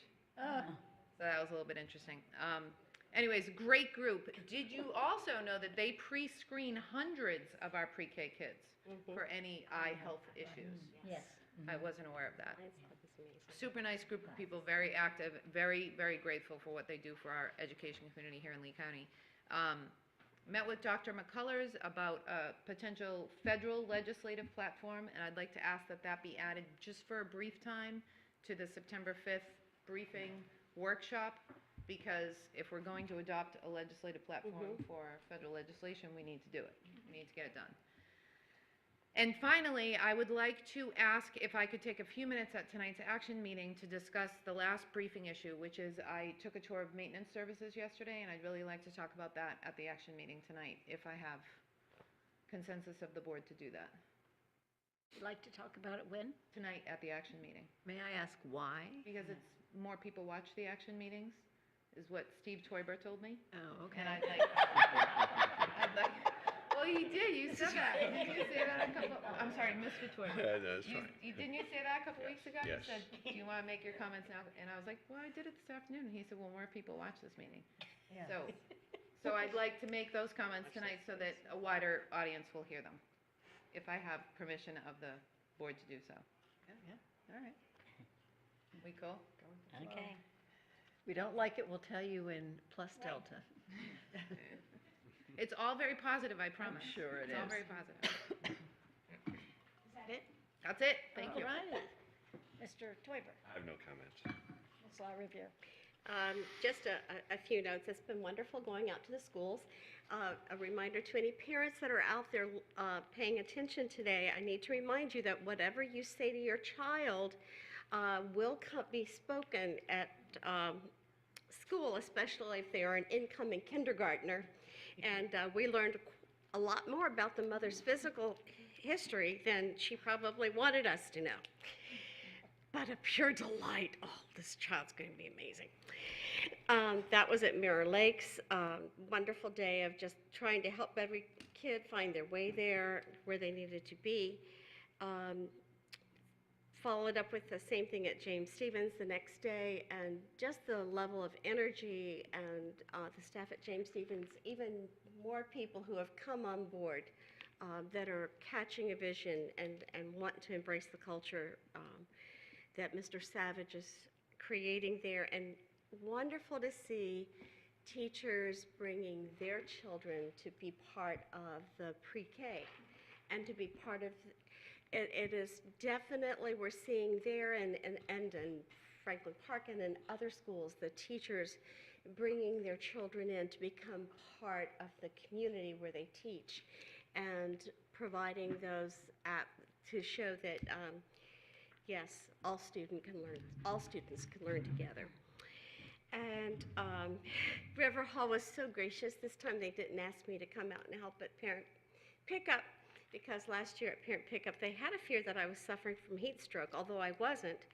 But this year it was parent drop off, and I have a great idea that I got at their faculty meeting of a Kagan strategy for team building and collaboration and understanding how people think. And I also found out about teacher assessment. Talk about right off the bat. Now I said, oh, they've changed, things have changed. It's now in 4 categories instead of 12. And so lots of learning along the way. Had the opportunity to attend the Alva Schools faculty meeting yesterday and went to Fort Myers Middle School. It's nice to be able to go to faculty meetings and SAC meetings, because one of my biggest things that I want to do is encourage the teachers and all of the staff. And if I'm able to be at those meetings rather than visiting classrooms, I'm able to do that more readily. So really good, have a good feel for, we had a last minute change at Fort Myers Middle, but Lynn Edward has the energy to come in there, and she is all about professional development. And so I'm excited to see what will happen there. But probably the most advantageous thing was on opening day, I did go out to the Buckingham Barn at 5:30 to say hello to the drivers and wave goodbye. I learned a few things from Ellen Lucas. I also found out how the whole subsystem works with it. You don't just call in and say, oh, I'm sick, I can't drive my bus, and then they call somebody to come in. They have to be there, ready, willing, and able to go. So I learned have a whole new perspective on how that system works. But it reconfirmed to me also, as I looked at Ellen Lucas, who was so delightful, and we were talking about these, the arm exercises, and then I said, that's it. That's why your arms look as great as they do. You cannot be a woman and drive a bus and not have amazing arms. Because my arms don't look like that, but I didn't drive a bus. So that leads into Heather Parker had the privilege of working with me. I think she had the privilege in the Wellness Center as I got reintroduced to all of the weight systems there. She was impressed with my strength, and she said, oh, I said, yeah, I know the right way to do it. I just haven't been doing it. So I don't know if I will get there like the lady bus drivers, but I do appreciate all of our bus drivers. all of our staff members that are out there, and we are blessed. And I hope that everyone out there is letting people know just how blessed we are, from those who serve us here, all the way down to the schools and out to the bus barns. And hey, Marshall, we're even blessed to have you and all of your staff. A thank you to everyone. It's all of us working together. We are becoming so agile. Thank you, Trey. Thank you. Ms. Morgan. I have no comment. I just have one comment to follow up with Ms. Patrica. Dave Short at Bonita Elementary School, every year, the first day of school, had a boo-hoo breakfast for kindergarten moms. So they dropped their kids off and went into the cafeteria and all cried together. They all cried together. So our next item on the agenda is Board Attorney Superintendent's comments. Mr. Martin? No report today, thank you. Dr. Atkins? Just real brief. Again, want to first of all thank you for the support both of Vision 2020 and then also of the Bonita Springs High School presentation and your comments. But more importantly, I want to just thank this governance team for the work environment and the culture that you set. That allows those types of things to happen. I think that you set a high bar when it comes to accountability.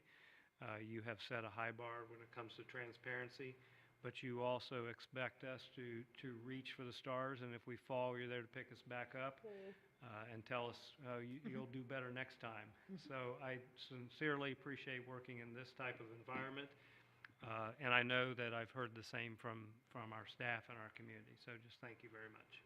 And that's all my comments. Is there anything for the good of the order? And this meeting is adjourned.